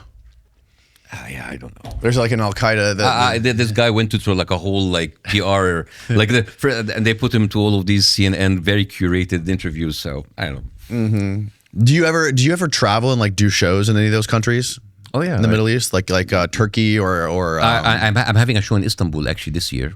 Oh really? 19th of June. I performed in Dubai, in Bahrain, in Oman, in Kuwait. Saudi Arabia, I have been in many. I didn't perform there yet, but I performed in Jordan and in Lebanon. What is like the sentiment of the people there when it comes to this whole issue of Israel and the United States and all these foreign wars invading the Middle East forever and all this crap? Remember years ago when George W. Bush would say like they are attacking us because they hate our freedom. They hate our freedom. Yeah. Nobody hates your freedom. All of these attacks, all of these bad sentiments, because you are supporting the biggest bully in the region. It's like you have a bully, like Israel. They're supported 100% by America. So it is, of course, there is like a negative sentiment against the American policy, not the American people. Because the same people who attack those, who say those things about American Israel, they want to live in America. They love the American lifestyle. They love the American way of freedom. They're just like they are. Sorry, what is this? That's the energy drink you just had. It's a kratom. Have you ever heard of kratom? No. It's an Indonesian plant that's a stimulant, and it's also an opiate. So if you drink too many of them, it'll give you like a Xanax effect. A Xanax? It's like it gives you more of like an opiate kind of like Xanax type. Oh, so it makes me high? Basically, yes. All right. How many years did you practice medicine? 13. Do you stay up to date with stuff? No. With like any of the studies or anything? No. No. I've been traumatized by medicine enough. You're not like health conscious or anything after all that? I am. Like you have your heart health and all that? I'm mostly plant-based. I try to really? I try to stay away from animal products. Not because of... Can I have water because I'm... hiccup? Yeah. Let's grab him water real quick. I wanted to drink that because of the hiccup, but maybe that's not the good choice. Yeah. So now, so if you would like, something happened to you, God forbid, I'm gonna do what the doctor would do. I'm gonna call 911. Right. That's so funny that you spent all those years doing that, and now you could like care less about it. I don't. I can't. I like imagine like being in a career for 20 years and you hate every single second of it. And by the way, I was good. I passed all my exams on paper. I had like on my master's, my doctorate, my USMLE exams. I even passed the Royal College of Surgeons. Because I also wanted to apply to the UK. So on paper, I was good, but in here, I hated every single second of it. Right. I was just like, I did what Arabs do. Okay, I have to do it because I have to do it. Do you stay away from animal products specifically for your health or for like religious reasons? Mostly health, not religious, but mostly health. That's why I avoid the word vegan, because vegan comes with a lot of other stuff. Yeah, baggage. People think that like I'm going to be upset if they eat meat in front of me. It's like I ate meat for 40 years of my life. I don't judge. But right now, if I ate like a steak or something, it will destroy me. I'm not going to feel good. So now when I'm more strict on plant-based diet, I feel much better. Interesting. Yeah. Going back to the Epstein stuff, what is your like overall? Yeah, that's a nice segue. That's a great. Okay, let's talk. Super smooth, right? Speaking of animals, let's talk about Epstein. Speaking of animals, right? What is your like overall view of like what happened to him? Well, there's a lot of stuff there. A lot of people say he's still alive. A lot of people say this is me. It's just the whole idea about like, and you remember the 1 minute that was missing, and when you are faced, when everything in your life turns out to be a lie, when everything is staged, you stop believing then the official narrative. You lose the faith of how news are reported, right? So I don't have, and then if you start talking about it now, you're gonna sound crazy, you sound like a conspiracy theorist. And the way that the conspiracy, even the term was coined, I think in 1954 by the CIA in order to kind of delegitimize or kind of put doubt on everything that they will say. But as I said, like in the past couple of years, I think the conspiracy theorists have been the one who's right. Yeah, about everything.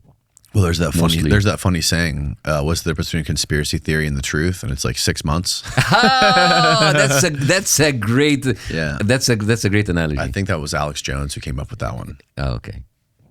Now I take it back. Yeah, I mean, like one of the craziest things about the whole Epstein thing was that like there was reports with him and his doctor where he was going back and forth about like his hormones and all that kind of stuff, and he was like, I don't have a prostate or whatever, so he had to take medicine and stuff to like make up for the fact that he didn't have a prostate. And then in his official autopsy report, they said they examined his prostate and it was functioning perfectly. Yeah. It was like he had a very, very good, strong prostate. Yeah. I think they used the wrong body. Or it was all fake. Yeah, a lot of people think that it was just like a body double that they rolled out of there. And part of the whole thing, you understand that Israel spends so much money on Hasbara. You understand? You know what Hasbara is? On what? Hasbara? Uh-uh. Okay, can you please pull up Hasbara? Hasbara. Hasbara is basically Israeli propaganda. And they have quadrupled the spending of Israeli propaganda to $730 million. You can find that figure. $730 million on Hasbara. So basically they're paying so much money. All of these influencers, all of these people who get paid for talking. This is Hasbara, all of Hasbara. Yeah. And there is a quote by Saint Augustine. He said, "The truth is like a lion. It doesn't need to defend itself. You just let it loose. And it defend itself by itself." Right. If you spend so much money, oh my God, Bassem, I'm so good. I know. Look, and this is the Jerusalem Post. So And the guy on the Jerusalem Post is holding up a New York Times article. Israel just quadrupled its PR budget to $730 million. Experts claim it won't work. Israel has quadrupled its public. But experts say no amount of PR can reverse the damage caused by policy and the war in Gaza. if you spend that much money to preserve your image, there's something wrong with your image. Yeah, I would say so. Hasbara, I see. The one Those videos of Ben Gvir like dancing around, popping champagne because of that new law where they're allowed to execute Palestinians, and his It's wife crazy. giving him a cake with like a news. Did you see that? I didn't see that one. Okay, I'm sorry. Can you pull up Israel birthday cake? Israeli birthday cake for Sorry, Ben Gvir birthday cake. Ben Gvir birthday cake. Yeah. And His there's wife- a picture of his wife giving him a cake with like a noose on it. No, a noose. A noose, yeah. Oh, Noose. Sorry, like English is second language. My That's my freaking pronunciation is shit. so dark. Did you find it? Yeah. God, it's so because dark. this picture tells you everything you know about those people. It's fucking crazy. Have you ever been to Israel? No, I was offered 2019 to go there, and I said no. Even before all of that. Who happened. offered you? Like my agent came like, well, there's an offer about there's a festival in Israel like by a group of like peace people like it's a mix of Israel and Arabs. Like I'm not gonna go there. Even if Yeah. I was invited by Arabs, I'm not gonna go there. And that's it. It's so weird. I couldn't find a photo. Oh my God! Full screen that. That's not. Yeah, there you go. That's his wife. That's his wife giving him like a cake with a noose on it. Holy shit! That's wild, dude. It's like the Twilight Zone. Yeah. Look at him like with all the love in his eyes. Look at Yeah. his Oh, yeah, criminal he loves wife. her. Yeah, he loves her. It's like, I can imagine what happens in that bedroom. Oh my God. That's fucking insane, man. It just seems like that whole part of the world is just so insane. And it's really hard to know, like, you know, maybe not for you because you were born there and you go travel there all the time, but for like just being inundated with like all crazy shit like this and sitting here in Florida and trying to digest it and talk about it all the time is like, I love how like Americans come to me. It's like, did you see that? Like, we know. we know that it's like, welcome. I'm happy, guys. You're being red pilled right now, but we've like these people are our neighbors, and we have seen what they can do for years, for decades. So none of this comes as a surprise for us. But you guys are still finding out. yeah. Welcome to our world. Because it seems like there's a lot of bad shit happening in that part of the world, and not just in Israel, but also in some other countries. I mean, you have like the whole story of Jamal Khashoggi getting chopped up by the freaking leader of Saudi Arabia, and then like a lot of the comics caught a lot of flack for going and doing that Riyadh comedy festival. I have no problem with these people going to Riyadh. Neither do I. I have no problem. As a matter of fact, I have actually made a video talking about this. Like, okay, you don't like those comedians because they went there to part of the propaganda. Okay, what do you call about the comedians who are going to entertain the troops who are going there to kill people? Isn't that propaganda? What about the sports team going to the White House having a photo op with the president? Isn't that propaganda? What about all of the military making all of these halftime shows? Isn't that propaganda? Right, and I'm sorry, like you can say whatever you want about Saudi Arabia, but I don't see Saudi Arabia committing like the terrible genocide like Israel is doing. Right. Right. And Saudi Arabia is so bad, why do we have an American president going every time they're going there and get more money? So it's Same thing with China. It's a little bit hypocritical, right? Yeah, it's super. It definitely is, and it just seems like there's a different layer between like the media and what we're told and the propaganda that we're given and like what's actually happening behind the scenes. Because you have like Trump and all the leaders going to and shaking hands and doing deals with all these presidents. Like even just what was it yesterday that Trump was in China talking to Xi about all this stuff, and he was interviewed by the head of Fox News, and he was like, you know, it would be very rude for me to say, no, we don't want your students here. We don't want 500,000 Chinese students here. I don't want to be rude to them. You know how rude that would be for me to say that? Like, since when are you afraid of being rude to leaders of other countries? Trump is suddenly have manners. And again, you can say whatever you want about China. You can say whatever you want about Saudi Arabia or Egypt. But I yet to find a strong Saudi lobby who is financing both sides of the aisle in order to send money there. I've never heard about like an Egyptian lobby who's blackmailing and bribing politicians in order to write registrations to send my tax money there. I have never seen that. So you can say whatever you want about those countries, but none of them has a chokehold on American politicians like Israel does. Yeah. Well, you hear a lot about you certainly hear most about the APAC and the Israel lobby. But one of the things I also learned about recently was how big the evangelical lobby was. Yeah. Like the whole evangelical thing is huge. But the evangelical lobby is an extension of the Israeli lobby. Like, for example, you have... Find out the percentage of money that gets paid, gets lobbied for the evangelical lobby. Like if you can find like a tier list of like APAC versus everyone else, where is the evangelical? Have you heard about Kufi? Christian United for Israel. This is led by John Hagee. Of course, you know John Hagee, and they have sent to date $70 million to Israel from people's donations. Since when? So far, you can find out how much money did CUFI have raised for Israel, and you'll find tens of millions of dollars from regular Americans going to Israel. Wow.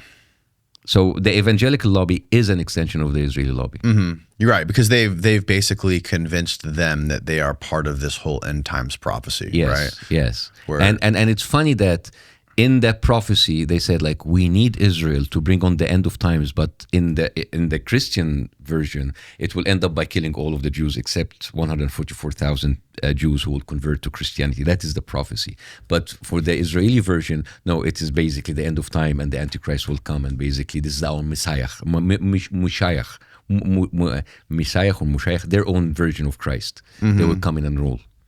Yeah. You've heard about that? Yeah. Okay. Yeah, So- I've heard about it. Yeah, they're supposed to come to Megiddo, right? And it's Yeah, supposed to the Battle of Armageddon, the end of wars. So basically, you have religious fanatics on the Israeli side and the Christian side going on. It's like, okay, we need to bring on the end of the world, so the second coming of Moshiach or Christ to come. So you are led by people who want the destruction of the planet to fulfill a prophecy. evangelical, religious, and specifically Christian Zionist organizations spend roughly 400 million, even more, yeah. annually on advocacy and lobbying in Washington, D.C. But this is, okay, so this is evangelical and Christian Zionists combined.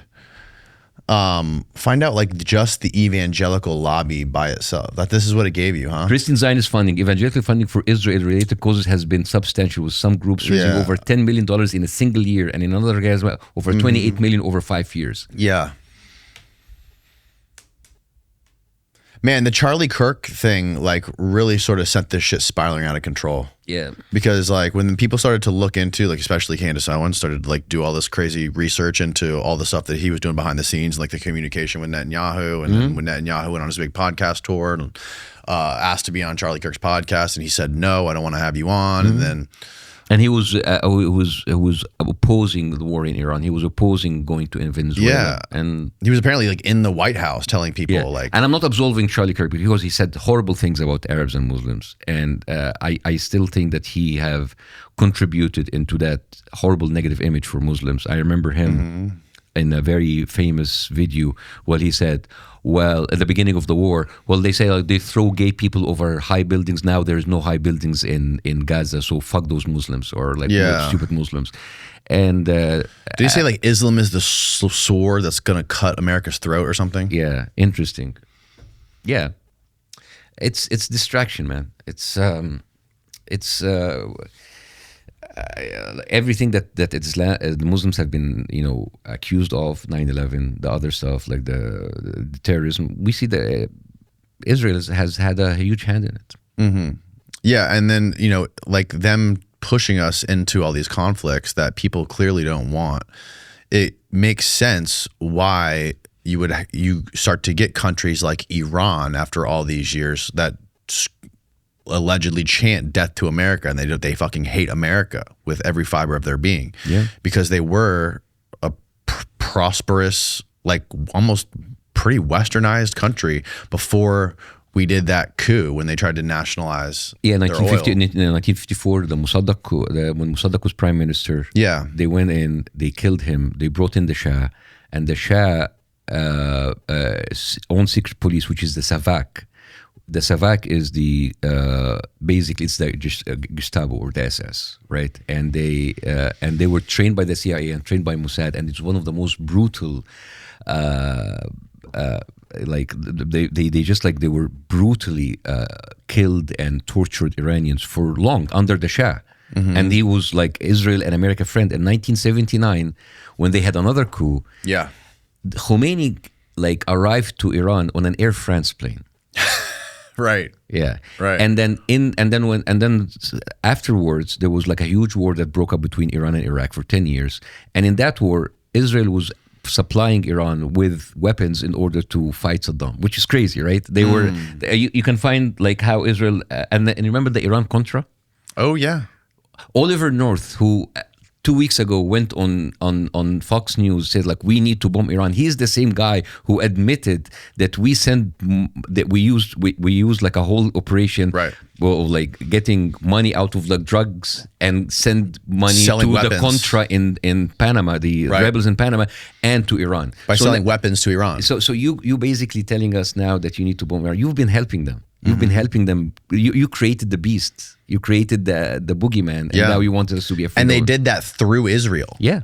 They traded those weapons through Israel. Yeah. So it now anything that they tell you about like how we need to fight Iran, you were helping them with weapons. So what is this? Yeah. And it seems like those people that are like like super high up on the food chain, like above the layer of politicians and above the layer of even intelligence, those are the people that are really just like, all that really matters is just finding ways to profit from conflict and from internal civil wars. Yeah. Like when you have those emails between Epstein and Ehud Barak on like, hey, check out this little civil war happening in Sierra Leone. Yeah. I think we can make some good money. We could sell some weapons, sell some fucking intelligence, some drones, what's whatever. Happening in Congo? What's happening like all of that is like you'll find you will find their hands somehow, and it's all about weapons deals and getting cash. And when you talk about this, like your anti-Semitic, your conspiracy theories, guys, it's there. I mean, I'm just like sick and tired of just telling you what's obvious. I'm sick and tired of just like repeating what's being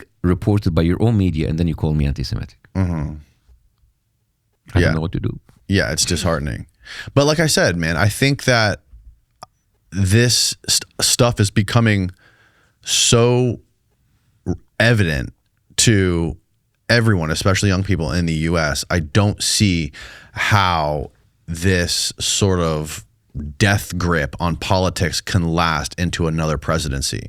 I feel like whoever runs for president next is going to have to campaign on not being involved in this stuff. They have still enough people to just believe that shit. And case in point, that race in Kentucky, the guy who's running for Israel is only 1 point behind after $16 billion. Yeah. So there's enough people they still buy into that shit. Yeah, but isn't that just like the really old people who just watch Fox and CNN and that are like signing up? Like these are the people that like boomers. At a certain point, when funding is not enough, when money is not enough, I expect to see more brutality, more clipping of our freedoms, more control, and more you'll see like a third world type of brutality coming when the PR is not working. Yeah, man, it does seem like some of those big tech companies are just the ones that are really in control. Yeah, yeah. And they're not hiding what their objectives are. They're not hiding. They're not hiding. They're explaining everything they want to do and putting it out in the open for us to see. Yeah, they want to bring back the draft. They want to monitor everything. They're gonna take away our freedom, and they want to tell you this is for your own good. This is when you have. Was it Peter Thiel who said like everybody will be on their best behavior? Yeah. Best behavior according to who? Right. And they're also buying. You see, Palantir partnered up with this fitness tracking device called Oura Ring, where like people they pay for these rings that they wear that monitor their fitness and their heart rate and their blood pressure, all that crap. And they now have like access to all of the data owned by this company, Oura Ring. So it's like biometric data on human beings in the United States. Last year I had a tour in England, in London, and I have people coming to me say like, now Palantir has paid $500 million in order to take control of the NHS, which is their national health, basically their Ministry of Health. They have control of all of the records, all of the health record in England, and there's like a huge pushback. You can talk about Palantir if you type Palantir NHS, London, UK. There's like it's huge. They're basically buying their health records of everybody. So like forget about the tracking device. They have a direct access. Did you find it? Yeah, that's wild. Can you pull it up? Yeah, and he's also invested in a lot of social media Palantir's companies. access to identifiable NHS England patient data is dangerous, yeah. Palantir's access to identifiable NHS England patient data is dangerous, the MPs say. Healthcare Safe has given US tech firm unlimited access to certain data to build integrated platform according to reports. And everything goes through, and everything goes to Oracle, which is they have Oracle and Palantir like. Yeah. It's scary. MPs have warned that an NHS decision to grant Palantir access to identifiable patient information in its plan to use AI to improve the health service is dangerous and will fuel public fears that data privacy is not being prioritized. Palantir, which also supports Donald Trump's ICE immigration crackdown and the Israeli, US, and UK militaries, was awarded another 330 what is that, pounds? Sterlings, yeah. Almost like $450,000. Contract to help build the FDP, whatever that means, installing AI systems to integrate scattered health data sets and bring efficiencies to medical treatment. But the deal has been dogged by warnings from campaigners and MPs, concerns about security and patient records. Yeah. Yeah. You see what's happening. This is all a rehearsal, because once they do that, they're going to do it here. They're already doing it here. They're having all of these government contracts. You have unelected officials taking control of our data, using it, right? And Palantir is the same company who's using AI in war in Gaza. And I feel like this is all like it's a lab experiment. They're using this, experimenting it on real people in real time, in real war conditions. It's a testing ground, and then before you know it, it's going to be here.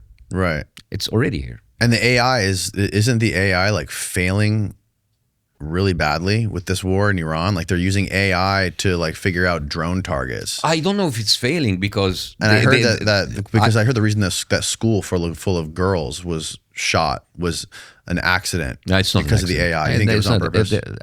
If this school is accident, means that the 36 hospitals bombed in Gaza by accident. I mean, I can accept it for once or twice, but not 36 times. No. With every school that in Gaza bombed was in by accident. Every university, every building. Well, there's a limit for accidents. Well, there was a park called like Police Park or something like this in Iran. It was an empty field with a bunch of trees in it and like a bench that they hit it with like $1 million rocket, and they thought that it was supposed. I guess the story is they used AI to target police stations to hit those. So anything with the word police, and they hit a park called Police Park.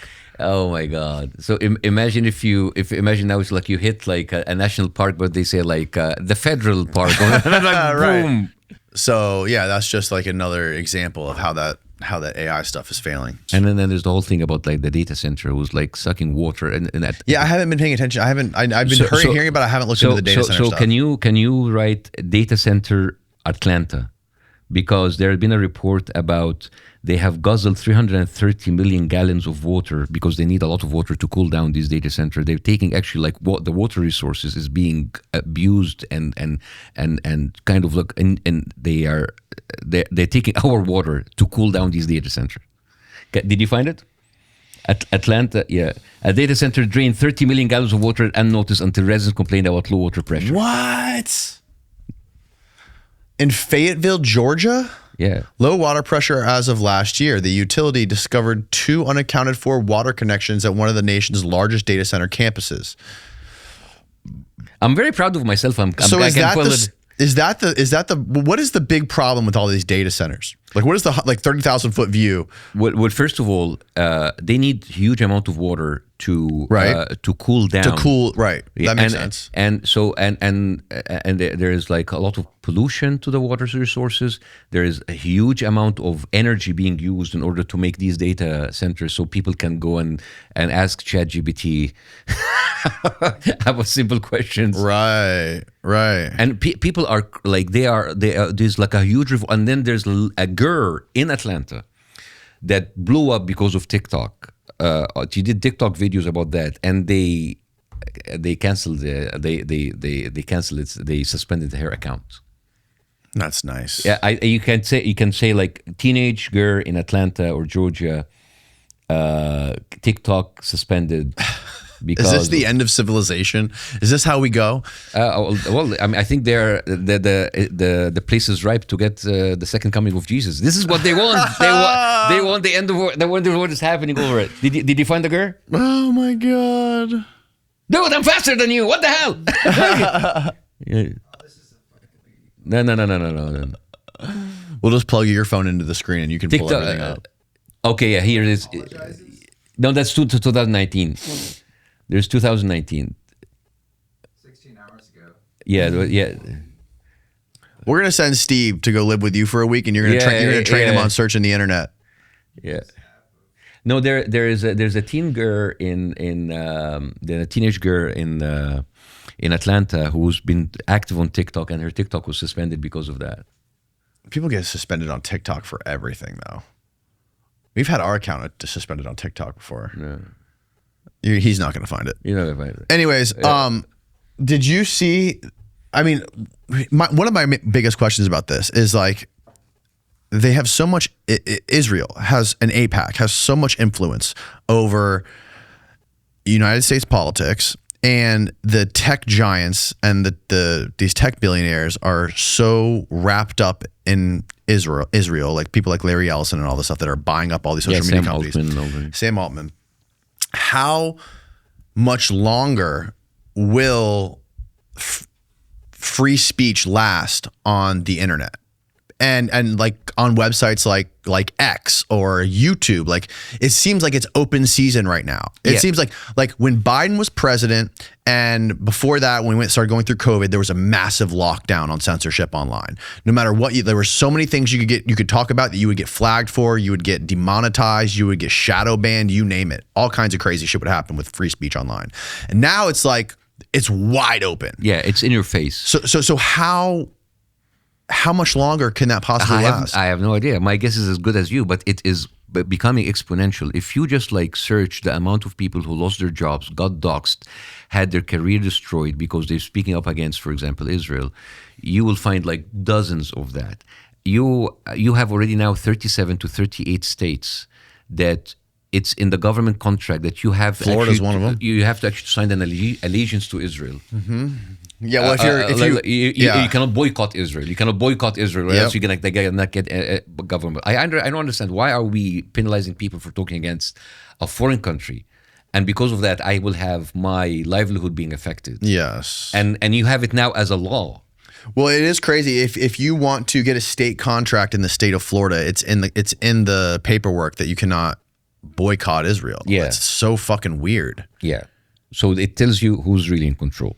You can shit on the president of the United States. You can shit on the Congress of the United States, but you cannot talk about Israel, Yeah. which is fucking. But I'm also skeptical of the people who like come out of nowhere and like want to run for a political position that are like super the other way. They're like super anti-Israel, like this Jason Fishback or what's the name? Something Fishback, Fisher, yeah. The guy who's running to Here in be the Florida. governor of Florida. Yeah. He's saying he wants to abolish all Israeli influence. He wants to send another penny to Israel for Florida, wants to get rid of all those laws. Okay. He wants to do a 50% sin tax on OnlyFans people who do OnlyFans. Yeah. And he wants to put a moratorium on all immigration into Florida. And this dude was like born in Colombia, I think. And Yeah. he migrated here from Colombia. Well, I agree with him on the first part at least. Right. About, like, but it's like what sort of other influences are getting into this guy, right? Because it's convenient right now to go against Israel. Okay. So now does that open the door for some other sort of like like Trojan what? horse? I don't know. Another country. Well, I can only talk about what I can see right out in the open. Yeah. There is a huge influence for Israel, and he's fighting against that. And as you just said, Thomas Massie, who's one of those people, he's also all crowdfunding. This is from normal people. Yeah. But I don't see Fishback or Massie getting money from lobbies. There's always like, oh, his Qatari money, which doesn't make any sense. So I'm willing to see, all right, what other hidden agenda behind those people? I'm yet to find any. Yeah. Yeah. I don't know either. I'm just trying to game it out, to look at if you could, but like there's an American citizen running for Congress or for governor telling you, guys, I'm running because there's a huge influence from the Israeli lobby, which no one can deny. I would automatically go with this guy, but I'm yet to see if there's another influence from an opposing side, because the opposing side is basically the crowdfunding we get from normal people. Basically, it's like people against Israel. So I don't have a reason to doubt Thomas Massie or Fishback his name is Fishback or Fisher? Fishback. Yeah. I would support. Right now. I would support anybody who was like the prime objective of getting us away from that Israeli influence. And I'm totally, maybe we have a problem with Dan Bilzerian previous life or whatever. I don't care. I really don't care. If this is my prime objective now is to support anybody who stands against that horrible Zionist like death grip on American politics. And even if someone who had previously said horrible things about Muslims, I'm fine. I am fine, because this is the prime danger that we are facing now as Americans. Yeah, I just think, with people like Bilzerian and some other people where you don't know a lot, I feel like you don't know a lot about their background. Well, Bilzerian, you do know a lot about his background. Like his life was all in the open, and he talked about like how he actually gave up about this hedonism like lifestyle that he had, which is too bad. Now I'm friends. Well, actually, I talked to Dan Bilzerian. I mean, me and him we text. Crazy thing about Dan Bilzerian is like, show the lifestyle in the background and remove the names, and it's kind of like interchangeable with Epstein and Diddy. No, but it's mostly like I don't think he was involved with. I'm not saying with underage girls. I'm just saying from a 30,000 foot perspective. But you can't write it off. Well, Dan Bilzerian has actually spoken openly about like his past life, and he said like openly like, this is not my life anymore. I gave it up, which for me, as someone who's texting, was like, damn, now we're friends after you left all of that. I would like to be invited. I wanted to be invited to some of these parties, but it was hedonistic. It was like a lot of like models, like a lot of naked girls. But I haven't seen anything that or anybody suggesting him going out with underage girls or making like a blackmail ring where he was like filming people like P. Diddy or Epstein. And if there is, like, okay, where's the evidence? Like arrest him and show us the videos, like show us the files. But CIA ain't gonna show that. They're keeping that close to the hip. If you have someone like Dan Bilzerian over there, like if you have something against him, arrest him. But I don't think that he has anything so far. Yeah, it's just like you got to be careful with him. That's all. You just got to be very careful, and you gotta. I don't know. It seems like I would choose Dan Bilzerian over Randy Fine every single day of the week. Yeah, every single day. Yeah, Randy Fine is a grade A piece of shit. Dan Bilzerian is a private citizen with questionable lifestyle, and that and Randy Fine is someone in Congress with absolute with power. Yes. So who's hurting America more? 100%, man. Tell people about your future shows that are coming up, and your show and all that stuff. Well, my next show is in Houston, 4, 5, 6 of June. Then I'm going on a European tour, a small European tour. I'm going to Berlin, Vienna, London, Sarajevo, Zagreb, Istanbul, Antwerp, and Paris. And then I'm coming to Jacksonville, 17th to 18th of July. You have to come to Jacksonville. Hell yeah, I'm down. And then Denver. And then I'm going to Australia and New Zealand. We didn't announce that yet. Oh, wow. Be careful in Australia. They got those new laws. Yeah. It's going to be fun to navigate those laws. Are you going to run into some like pushback, or are the people there not really for that? It's just the government. Well, this is the second time I go to Australia. I went to Australia two years ago, and it was one of the best shows I've ever had. It was incredible. I sold out the Sydney 5 times. Wow. And I'm going back to Sydney. I'm going one of the biggest arena there, the TikTok arena, 8,000 people. So I'm actually excited. Australia, I had an incredible time there in Australia. And I haven't been to New Zealand before, so I can't wait to see the Hobbits. That's amazing, man. Yeah. What do you ever run into any kind of like crazy protesters when you go out there to these places, or? Not crazy. I've actually marched in San Diego in one of the pro-Palestine I've been walking to many of the pro-Palestinian protests. I mean protesters on the other side, like against you, who like hate what you say or what you stand for. 99.999% of the encounters that I have in the streets are people who are very supportive. I had a couple of people in New York stop me. Oh yeah. And they say like, is it you? And I said like, and he had the yarmulke and everything, and they were very respectful. They said like, I disagree with your politics, but I respect you. One more thing that just popped in my head, which Australia reminded me of. What was the story? I heard you saying something about one of the guys at Bondi Beach, Bondi Beach shooting. Yeah, there is what's his name? There was a guy who allegedly was an actor or something. Yeah, no, he's one of those like pro-Zionist Australian people who happened to be on October 7th and had the picture, and then happened to be in Australia. He was at the concert on October 7th? No, he was one of the people who said like, I've been, like he was there, and also he was in Australia, and then in Australia he had this very comical, like he wrapped his head, and this is not blood. Like, what's his name? What the fucking guy name? The Bondi attack. Bondi Beach. Bondi, yeah. Bondi Beach. Yeah, Bondi attack. Type in like actor or something after it. No, he's not actor. I knew his name. But was he faking it? He had. About this guy right there? No. Yes, that guy. Okay, look at this picture. Is any self-respecting medic? Don't show this on the screen because we'll get demonetized. Will wash the blood on his face. Nobody would get like bandaged like this with blood in his face. This is freaking fake. Is it proven? Is it provenly fake? How like it? Or you just think it's fake? No, I know it's fake. I made a video about this, and everybody was commenting about this is a crisis actor. Well, how is this guy there on October 7th and at the Bondi Beach thing when that happened? That's crazy. Coincidence. That's insane. Yeah, coincidence, man. Well, Bassem, thank you, man. This has been fun. Oh my God, thank you so much. Yeah, my pleasure, man. Thanks for coming out. I really appreciate it. I really enjoyed it. So much. We'll link all your stuff below. Please, thank you so much. What is it? You have a YouTube channel, right? I have a YouTube channel, but I'm mostly active on Instagram. That's Instagram, my thing. Bassem. Perfect. We'll add it all below. Thanks again, bro. Thank you. All right. Good night, folks.